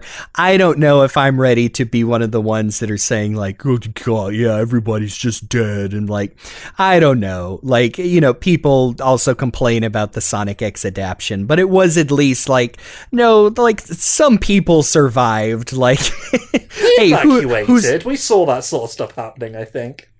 We do see the scary, the water popping out of the sewer in the cutscene. But then by the time it cuts to the, the whole road getting flooded, like there's no people there. So we'll say, hey, maybe Station Square just has really good, like, like citizens protection brigade, like system. Like, oh, the alarm went off. Everybody knew where to go. Yeah, they've got good emergency response. One thing I've learned in recent years is that when large groups of people start to panic, they behave in rational ways to preserve as much life as humanly possible. Yeah, well, it's a good thing the idealized world of Sonic the Hedgehog exists to set an example. That's the first big story in Sonic. I mean, like, we've had big stories in Sonic, but that's like the first one in the games that was so extended and with so much dialogue and story to it. And pretty good, I think. Yeah, I still think it's a nice story. Like, for as big as it felt at the time, now I look back and I'm like, I think they were right to not have it be too expansive. It's a Sonic adventure, that's for sure. I guess like a good final thing that you can say about it is that in the years since Sonic Adventure has come out, there's been plenty of critique about how this part or that part of the story has been handled. And the story is not perfect in any way. And we're not, in some ways, it is actually perfect chaos. But at points, yes. But myself personally, I am not going to give any discredit to Sonic Team and any of the writers and developers for being as ambitious as to try to make 6 stories that interconnect into one, and then a final epilogue story that gives fans something truly remarkable of 3D Supersonic that controls really well. And I like, just the ambition behind it and how most of it actually does work well together. Like I'm not going to detract the game for its story, unlike many a YouTuber looking for clickbait. Yeah. Yeah, my biggest criticism is that the repetition kind of wears on you if you're playing lots of stories back to back, or do something silly like I think I did at one time, where every time you unlock a character, just switch to them, and then you're really getting a lot of repetition. Oh, yeah. But that just kind of goes with the thing they were setting up. Yeah. And even with the repetition, I really do truly appreciate the fact that even in the same scenes, there's still some different dialogue just to change it up just a little bit, so it's not the exact same every single time. Like for instance, when Sonic first meets Knuckles, Knuckles says something like, "Don't waste my time, give me the emeralds right now." And then when it's Knuckles on the other side, when you're playing as him and he first meets them, he just simply says, "All right, put them up." Yeah, Knuckles sounds way cooler in his version of the story. Yes, exactly. Strange. One thing I do like about Sonic Adventure's story is that, like, this ties into the game itself being a game, is that this is this big hub world, and it's not a particularly sophisticated hub world, but I really like that you get to walk around this place and sort of, like, acquaint yourself with Station Square and the Mystic Ruins and even the Egg Carrier. Yeah. There's something about that just makes it feel like a bigger adventure, because while everything has to be contained down to these adventure areas, because of that, I don't know, I just like being able to walk around the place. And not other Sonic games have done this, but I don't know if many of them have done it very well, apart from maybe one that we talked about last episode, but still. Yeah, no, I feel like the adventure fields in Sonic Adventure have a lot of character to them, and it's reached the point over the years where I know every inch of those places. Like, I love seeing different, interpretations that attempt to stitch the whole thing together into like a single cohesive map for each area or whatever. Yeah, it's kind of hard to talk about them because the best way to experience them is to play it. But there are like lots of characters in the adventure fields that have like little mini story arcs, and if you like go to talk to everybody in between stages, like you kind of get in between. You get that. There's in Station Square, like off the top of my head, there's like the guy who wants to say hi to the girl working at the the Happy Time Burger, and there's the little girl outside the train station who's waiting for her father, who gets delayed when the train shut down. There's the guy cheating on his two girlfriends. But little stuff like that. There's and Mr. Know-It-All, who totally looks like a tiny Griffin McElroy. He sure does, doesn't he? And even even the explorers in Mystic Ruins, like they have several little things, and depending on the character like you're playing as, like when Angel Island opens up and they'll be like, oh, and now we can go explore there, or the guy that like is like, I know what we're doing is important, but I miss my family so much, and just I love stuff like that. Yeah. Like we said, very commonplace in like RPGs like way before this, but never in like a Sonic adventure title like this. Yeah, and we briefly mentioned it earlier, but I love that sometimes if you're walking through the adventure fields, you can randomly come across the other Sonic characters like doing their thing in the story. Like you might run into Sonic as Big, and he'll be like, "That robot! I better go after Amy." And then proceeds to stand there. Yeah. Yep. Yeah. Or Knuckles right before Sky Chase 1, and he just goes, "What's the matter with you? Get going." I don't want to talk to you anymore. It's just nice to finally have a little world that to walk around in as Sonic. I just like that because like we've never had that before, unless you played Sonic's World, I guess. But that's just a bunch of little mini games on Sonic Jam. I just like being there in a Sonic world. Yeah. So we've talked a lot about the story of Sonic Adventure, which, as we've discussed, is kind of a really big deal for this game. And interspersed through all that, we talked about different things that the gameplay informs in the story. So now is the part of this podcast episode where we actually get to talk about the gameplay of Sonic Adventure. And there's a pretty good amount of really fun things happening in this game that we get to talk about, both on a grander scale and like itty bitty little nitpicks here and there. I feel like I'm at the risk of repeating myself from our original adventure episode. I sure do feel like the game is not as bad as maybe people have heard or think as far as like the controls go.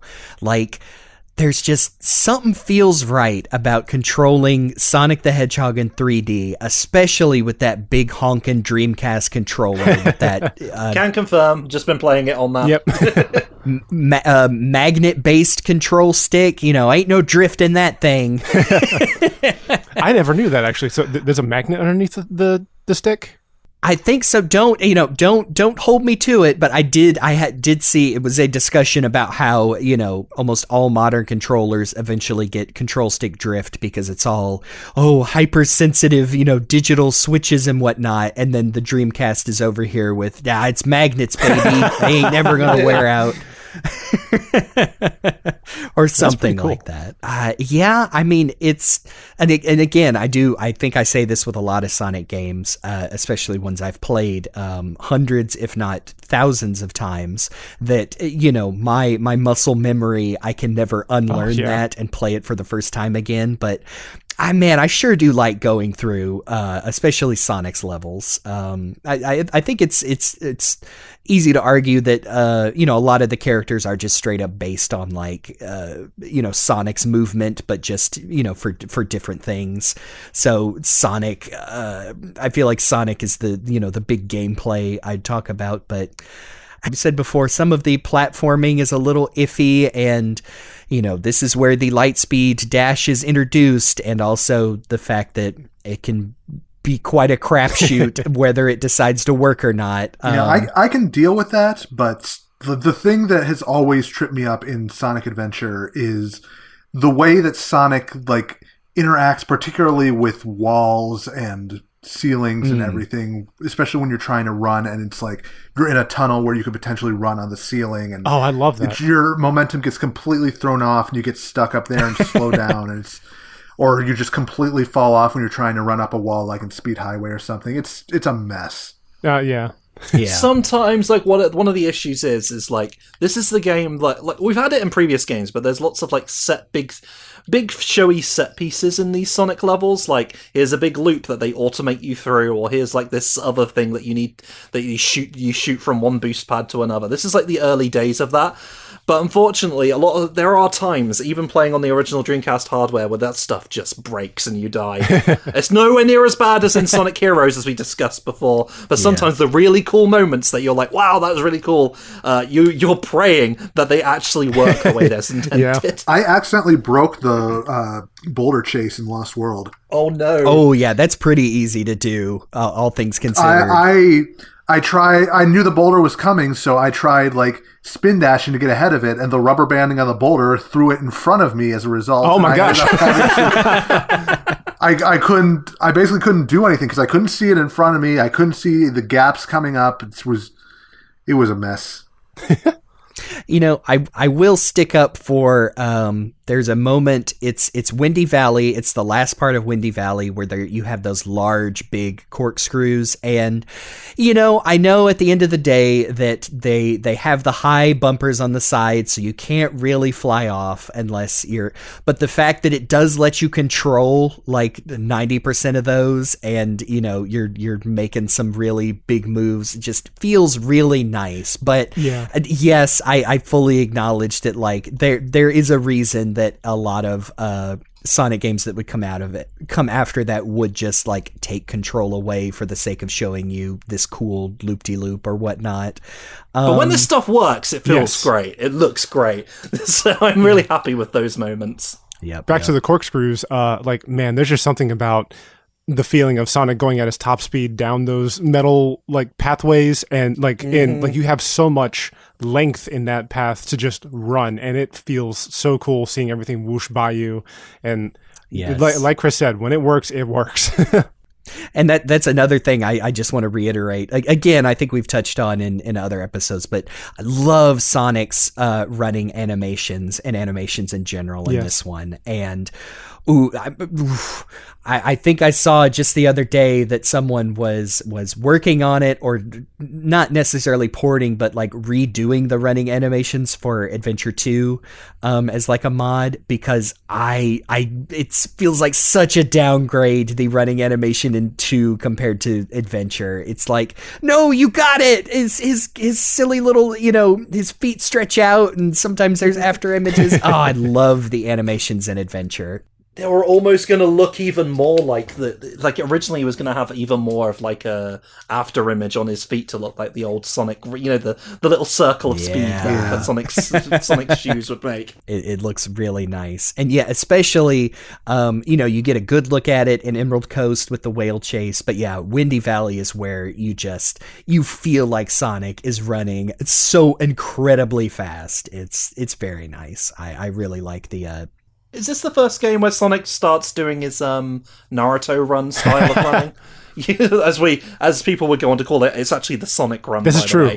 Well, do you count the super the super peel out in CD? He kind of throws his hands up for that, doesn't he? Yeah, that would have been the first time. Instead of tucking them in like he has been in the 2D games. Well, that's just what he does now, though. He just throws his arms about. It's aerodynamic. So speaking of Sonic's running animations, whenever I play the game, there's something that I always do that always just, I don't know, like it unlocks some sort of caveman brain, just serotonin in my head of when you're taking that tunnel to go from Mystic Ruin to the Angel Island part of Mystic Ruin, and you go down that hall, I always try to hit it just right so that I can end up going on the ceiling. And like even though he's running like pretty fast, like he starts slow and he stays slow the whole time, but like you see his feet get faster and faster until like the funny thing is like the top of his torso is not moving at all, but his legs are like going as fast as possible. And there's just something like so basic but so cool about looking at that. It's like the fact that you can do that, you kind of take that same thing can break, and like we said, like in there's a couple of Speed Highway tunnels and Final Egg where oops, I went on the ceiling and stopped, but but you can do that and it feels really good. It's kind of like, I feel like for us, like so much of it is burned into our brains now because we're big old Sonic nerds from the olden days. And so, like, a lot of us, like, we get onto Emerald Coast and we're like, okay, here we go, zoom, zoom, zoom, boing, boing, boing, and everything. Like, yeah, maybe it breaks every now and then, but we're like, we know how this is supposed to play. Now, recently, I did watch a person play Sonic Adventure for the first time on a stream by a VTuber friend called Boomba, whose only experience with Sonic was playing Sonic 1 and 2 on the Mega Drive a long time ago. And I've never seen someone play a Sonic game like this because he had no idea what he was supposed to do on Emerald Coast. So he was trying to go back into the hotel and walk around. I was like, what am I supposed to do? And like, I feel like for us, it's like, oh yeah, we know exactly what we're supposed to do. But some people are going to go into this and be really overwhelmed and confused by the level. Even though it's like, for the most part, feels like a straight line. Not all of us are going to get that right away. Well, like with classic Sonic, you go from left to right for the most part. But once it opens out into the 3D space, it can be a little bit intimidating for people. I can see that. I guess as far as like.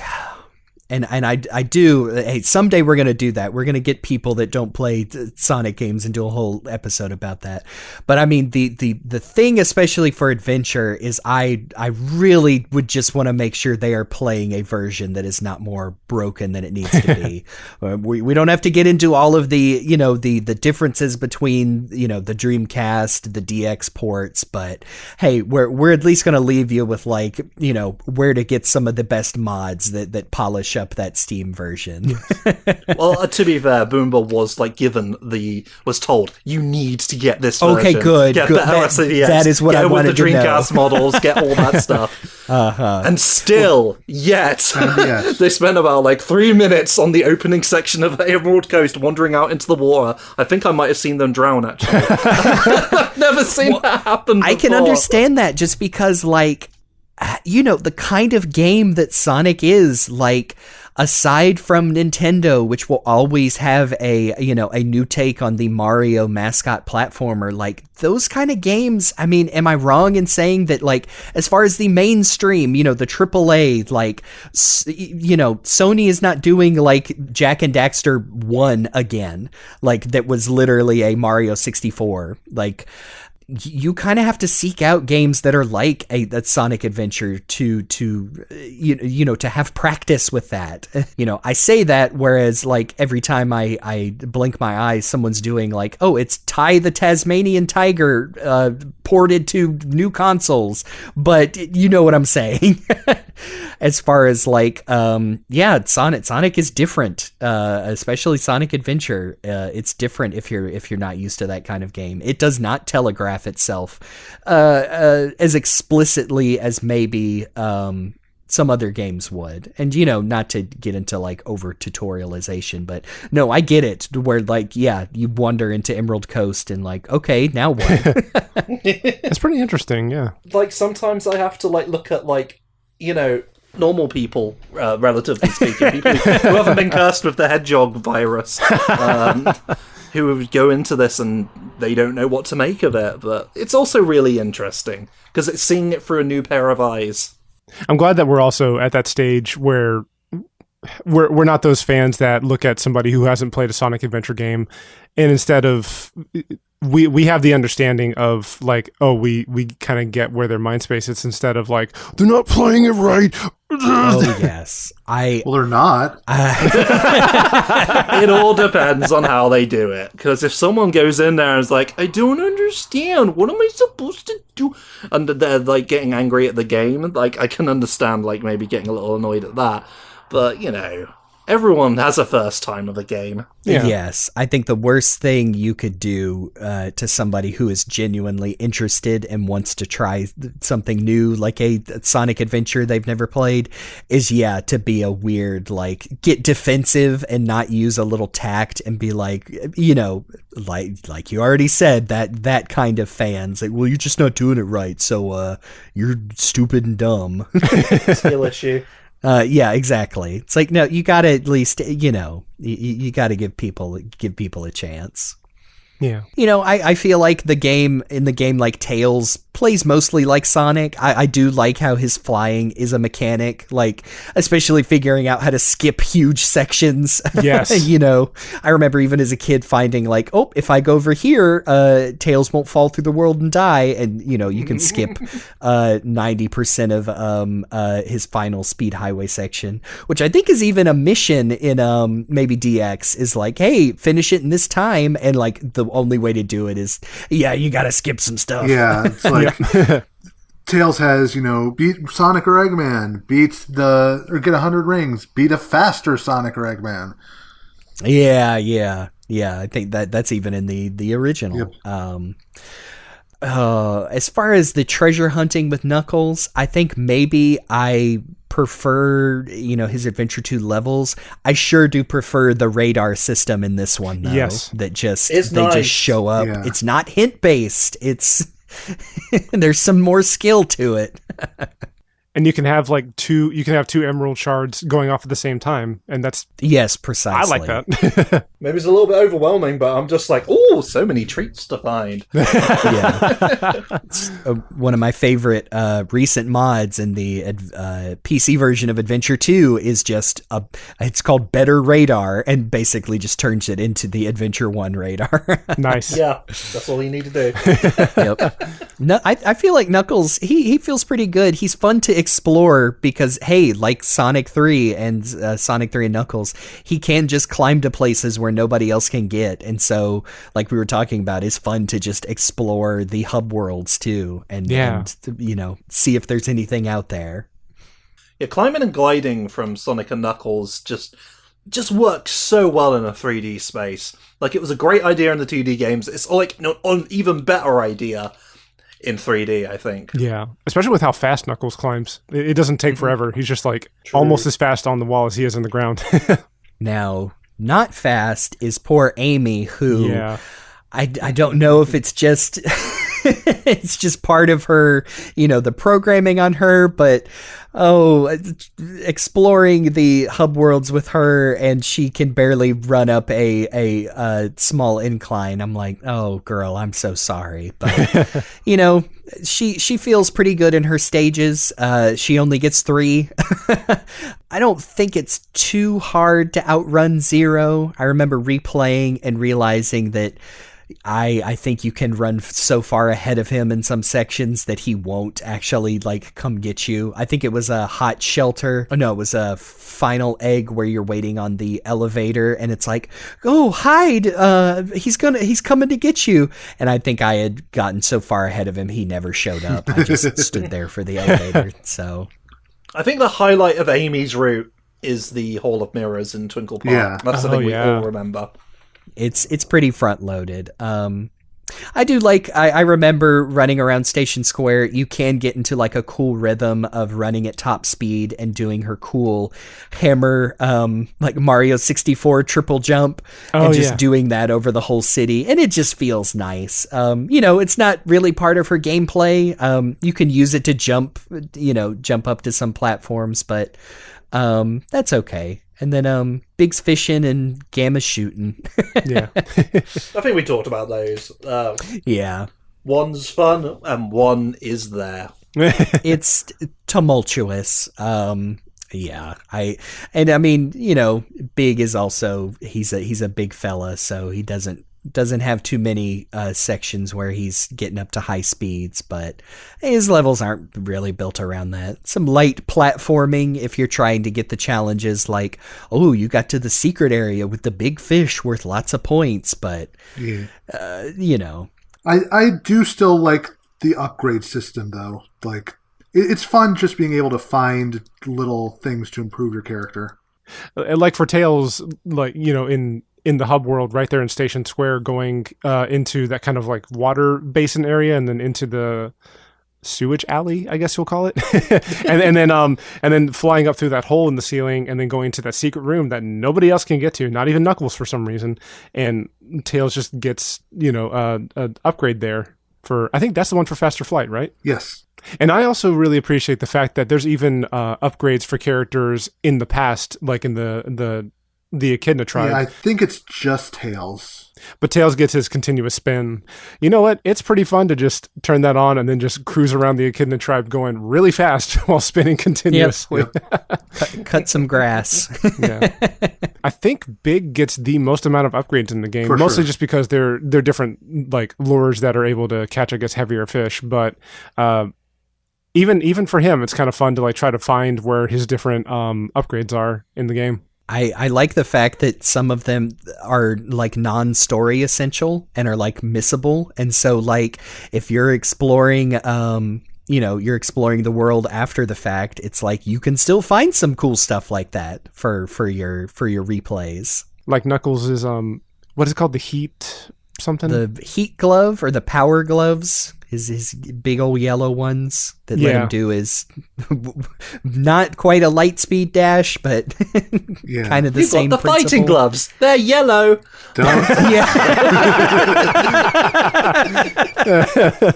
Yeah, or even I guess you have to get at least one for Amy because you have to beat that high score. But yeah, you don't have to get her her second upgrade. Yeah, like you said, the one for Tails, you don't have to get that one. And I think Sonic's is the.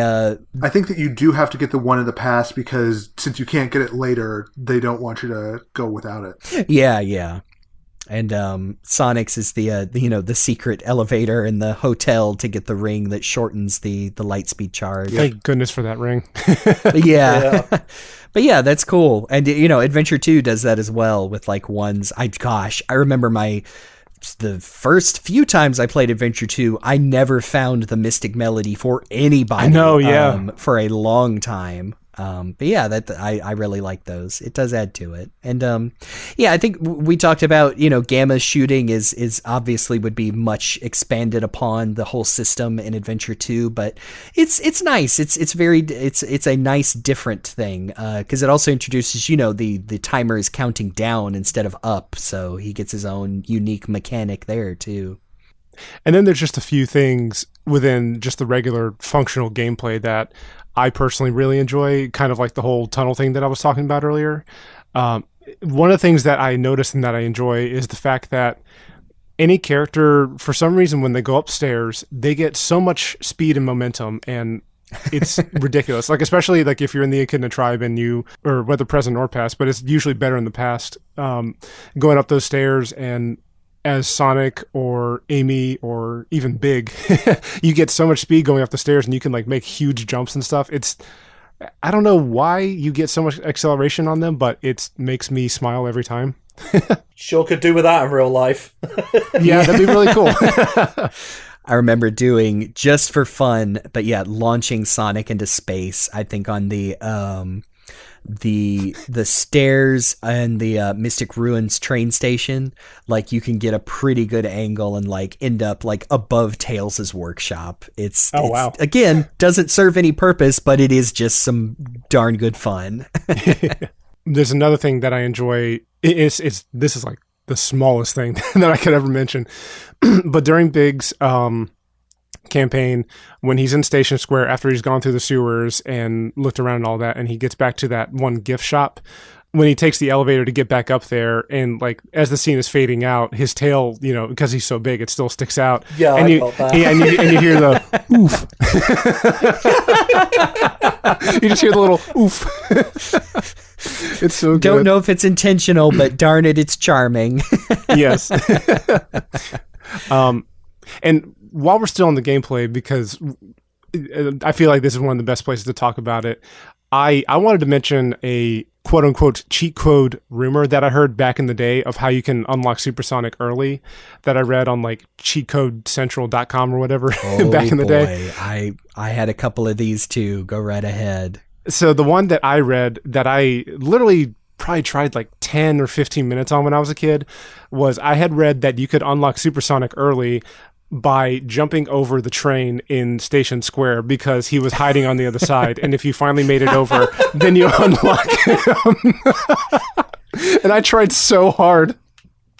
A real Mew is under this truck type thing. I remember, gosh, I don't want to blow him up. I remember I had a kid. This was, again, I was stuck because I couldn't beat Big's campaign. But I had a acquaintance of mine when I was, 10 years old, lie to my face about what playing Supersonic was like. Because he was like, oh yeah, I've done it. It's, he shoots like fireballs out of his right hand and ice out of his other. And it's really cool. You're going to love it. And I was like, wow, I can't wait until I get to that. And then he finally did it, and I was like, son of a bitch.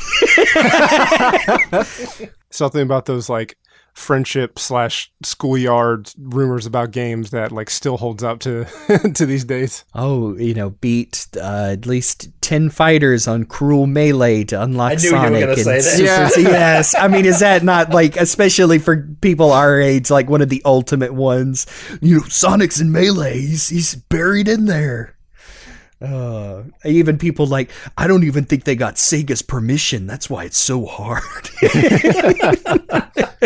Kids will just say whatever they want. Yep.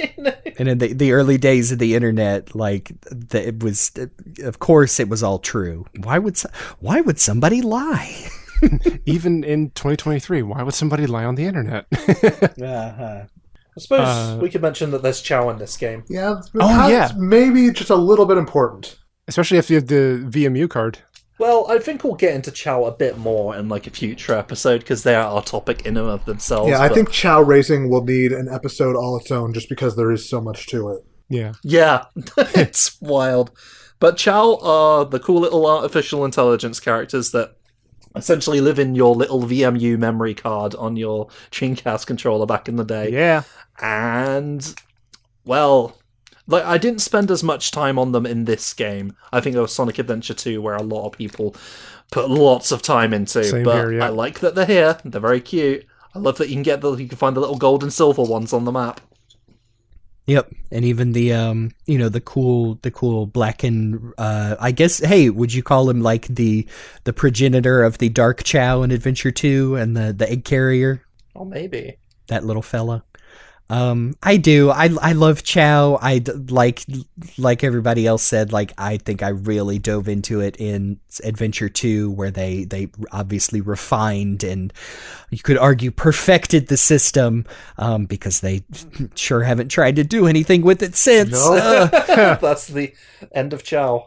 Yep. I do love that even in the first adventure, like you get all those the little green animals from Speed Highway, and give them enough, and they do look like a little Sonic Chao. I really loved my little Sonic Chao. I just love that, you've got these like individual Chao gardens dotted around all the major adventure map areas. So there's one in Station Square, one in Mystic Ruin, and one in one on the egg carriers for some reason. I'm sure Luke had a theory as to why that was happening. I know what you're talking about. Okay, fair enough. Well, we'll get into that dark secret one day. But I just love the one in Station Square because it's like part of the hotel, so they've got a dedicated Chao floor for you. That's just one of the perks of being a hero of oh god, I almost said Mobius there. I guess it's Earth now. Oh man. Well, being Sonic the Hedgehog, I suppose.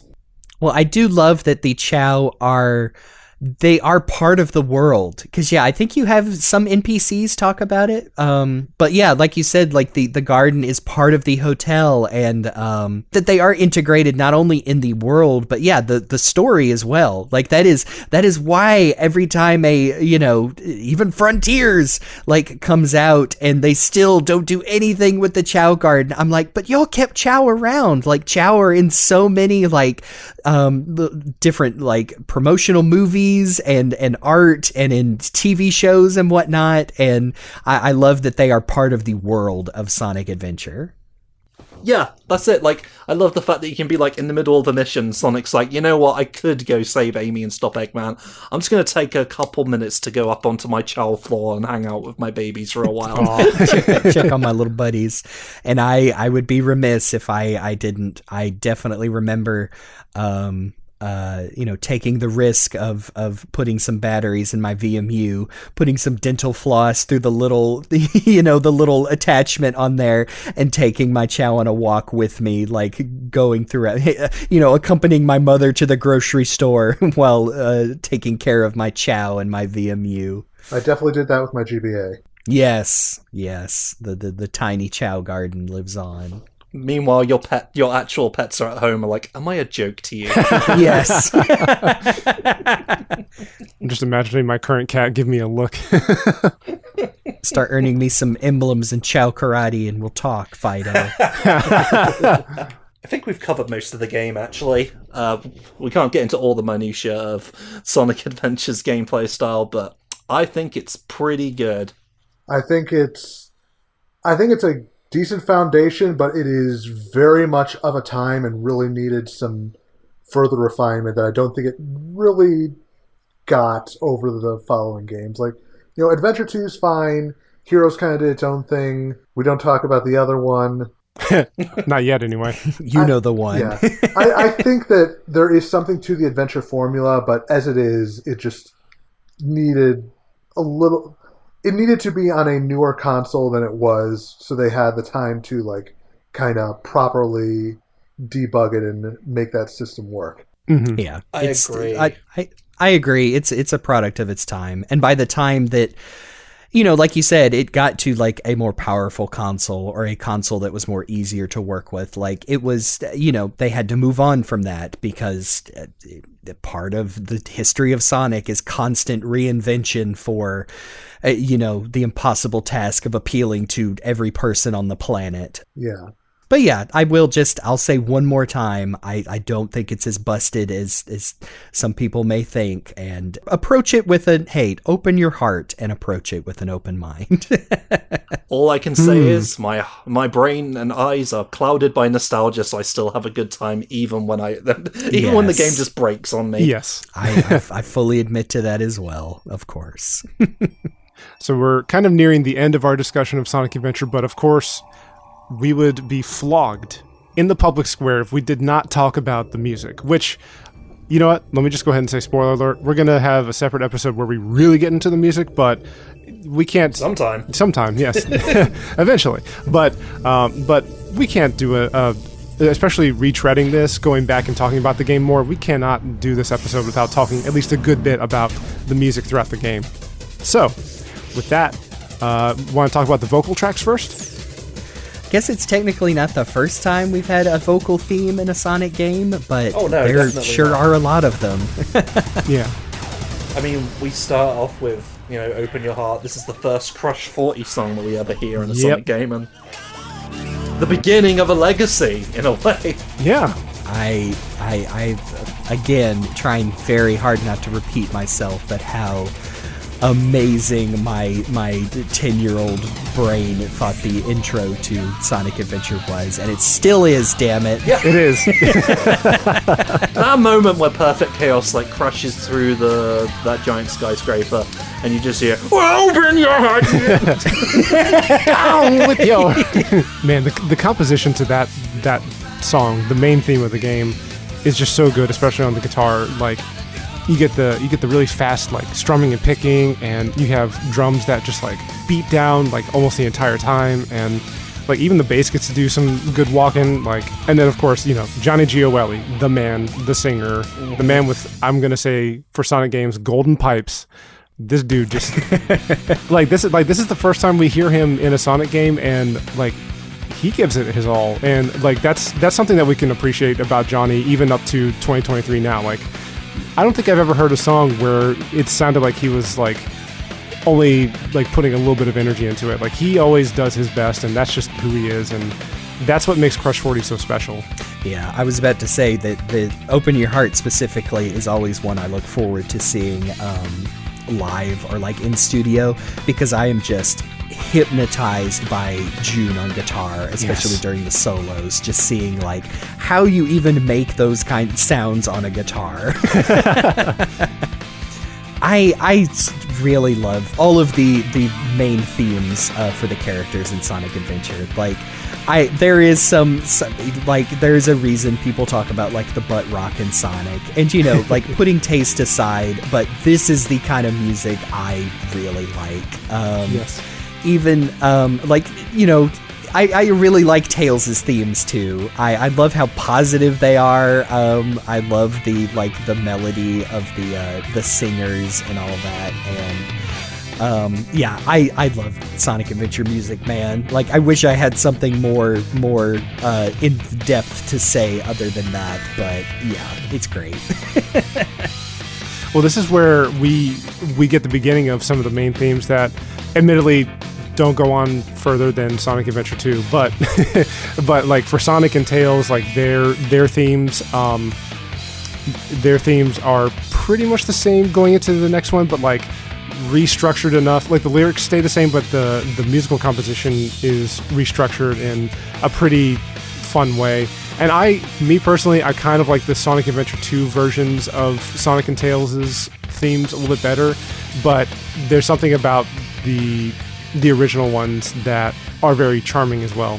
I also appreciate the ways that you get kind of standard rock and butt rock for Sonic and Tails, but for the other characters you get much different styles. I think I said it before on our second episode, where Gamma has kind of a techno jazz fusion thing going on that is super cool.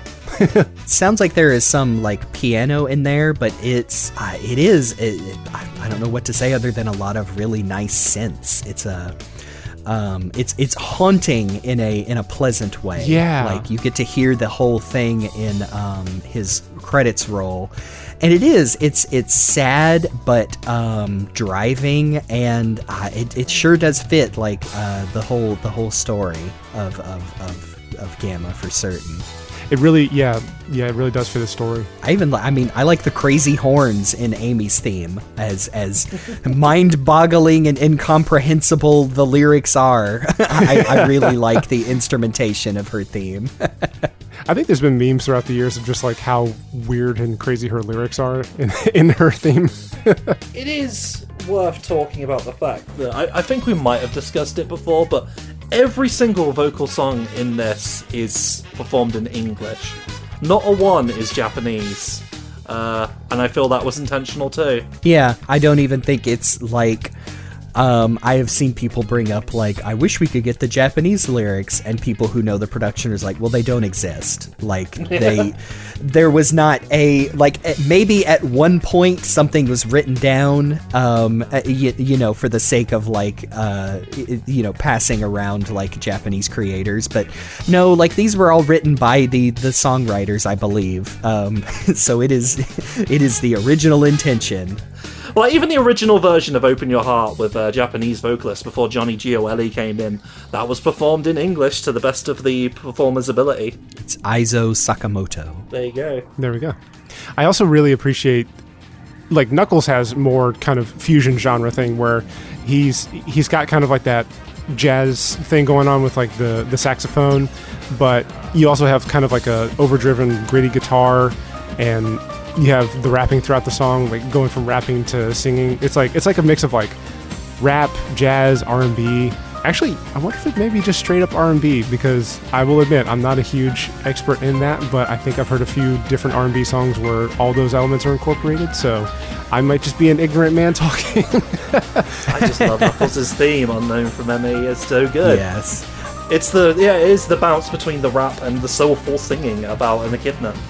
Yes, I love the vocals on Knuckles' theme, and I'm glad that is like the one aspect that carries over in the Adventure 2 version.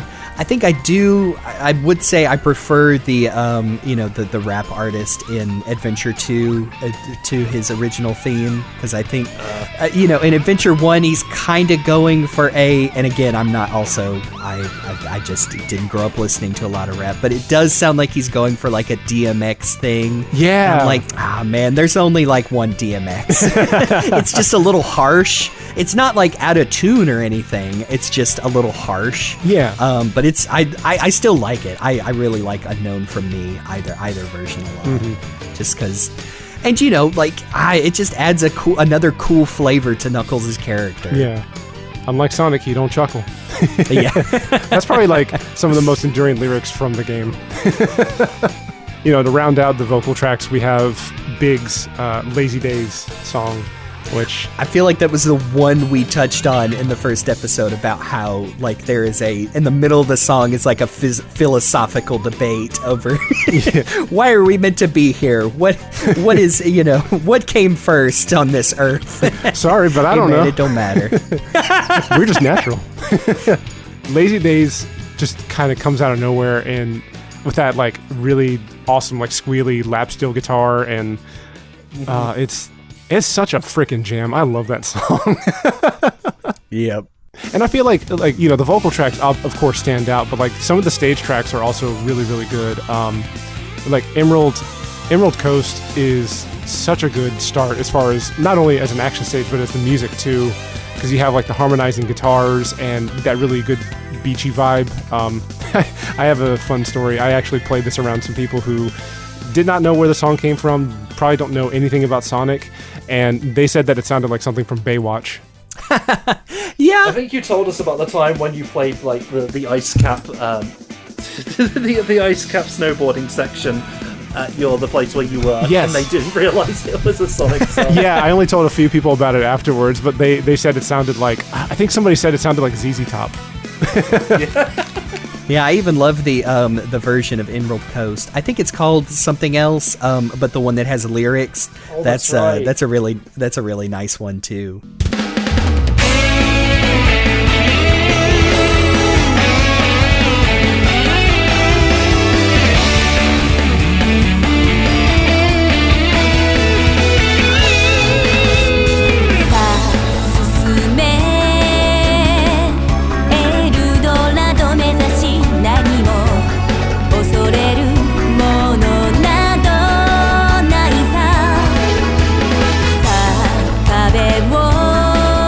But yeah, I think we might have touched on it like when we talked about the music in Sonic 3D, the Mega Drive version. Is a lot of the music in Sonic Adventure feels like a you know what the modern version of the 2D Sonic music would be, and like yeah, a couple of Sonic 3D tracks even made it to Sonic Adventure with completely different arrangements, and I think that's where a lot of their charm comes from.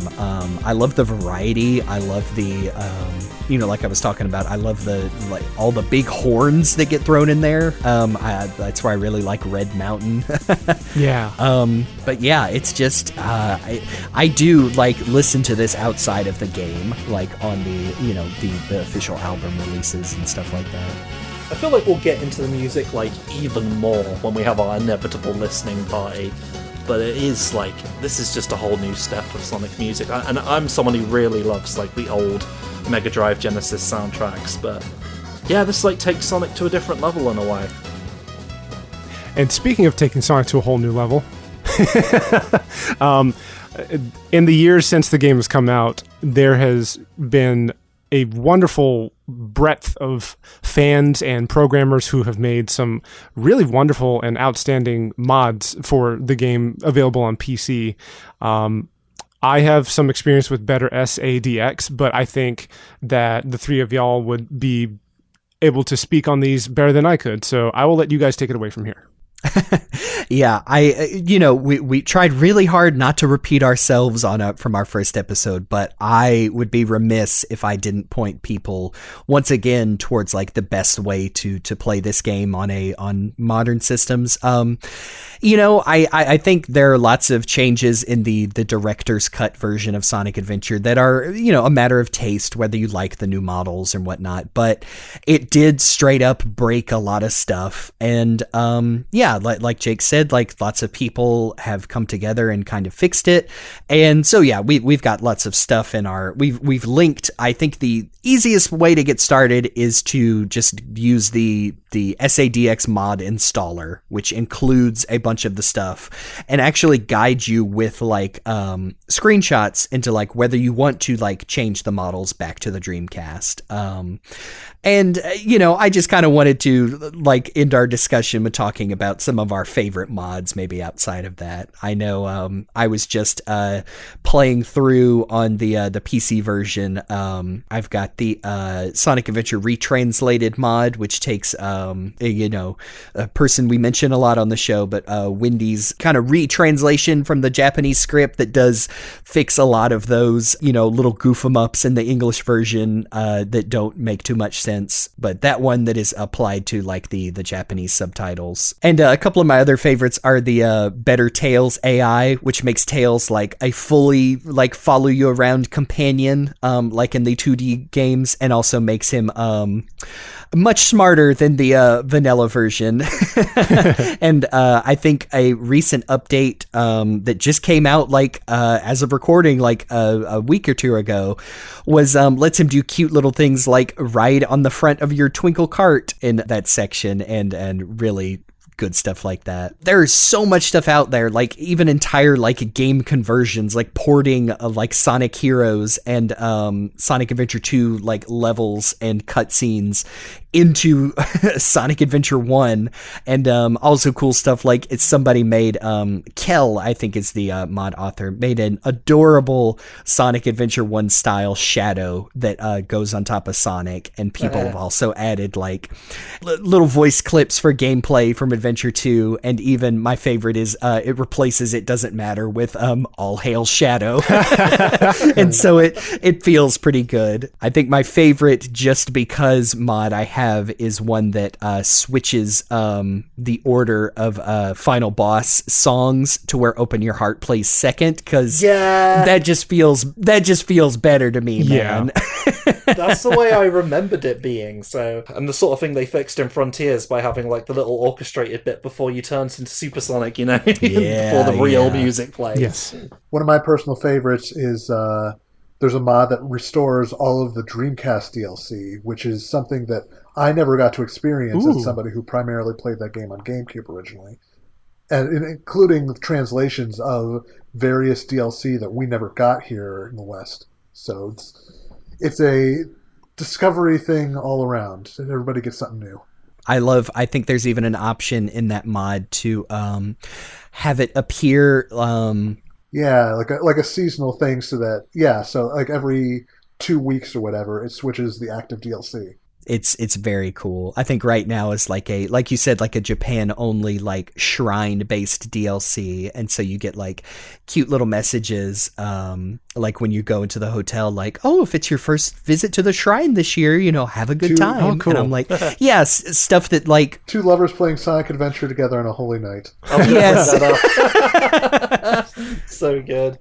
But like Jeremy said, we will link to some of those mods in the description, and we encourage you to take the time to install them and give them a shot because, mods are cool. They add more value to a game that's, over 20 years old at this point. Yes, please make Sonic Adventure DX playable and good. Yes. do it for your own benefit. This is actually going to be the 25th anniversary of the Japanese release. Oh, wow. Oh, wow. Goodness gracious. Woo!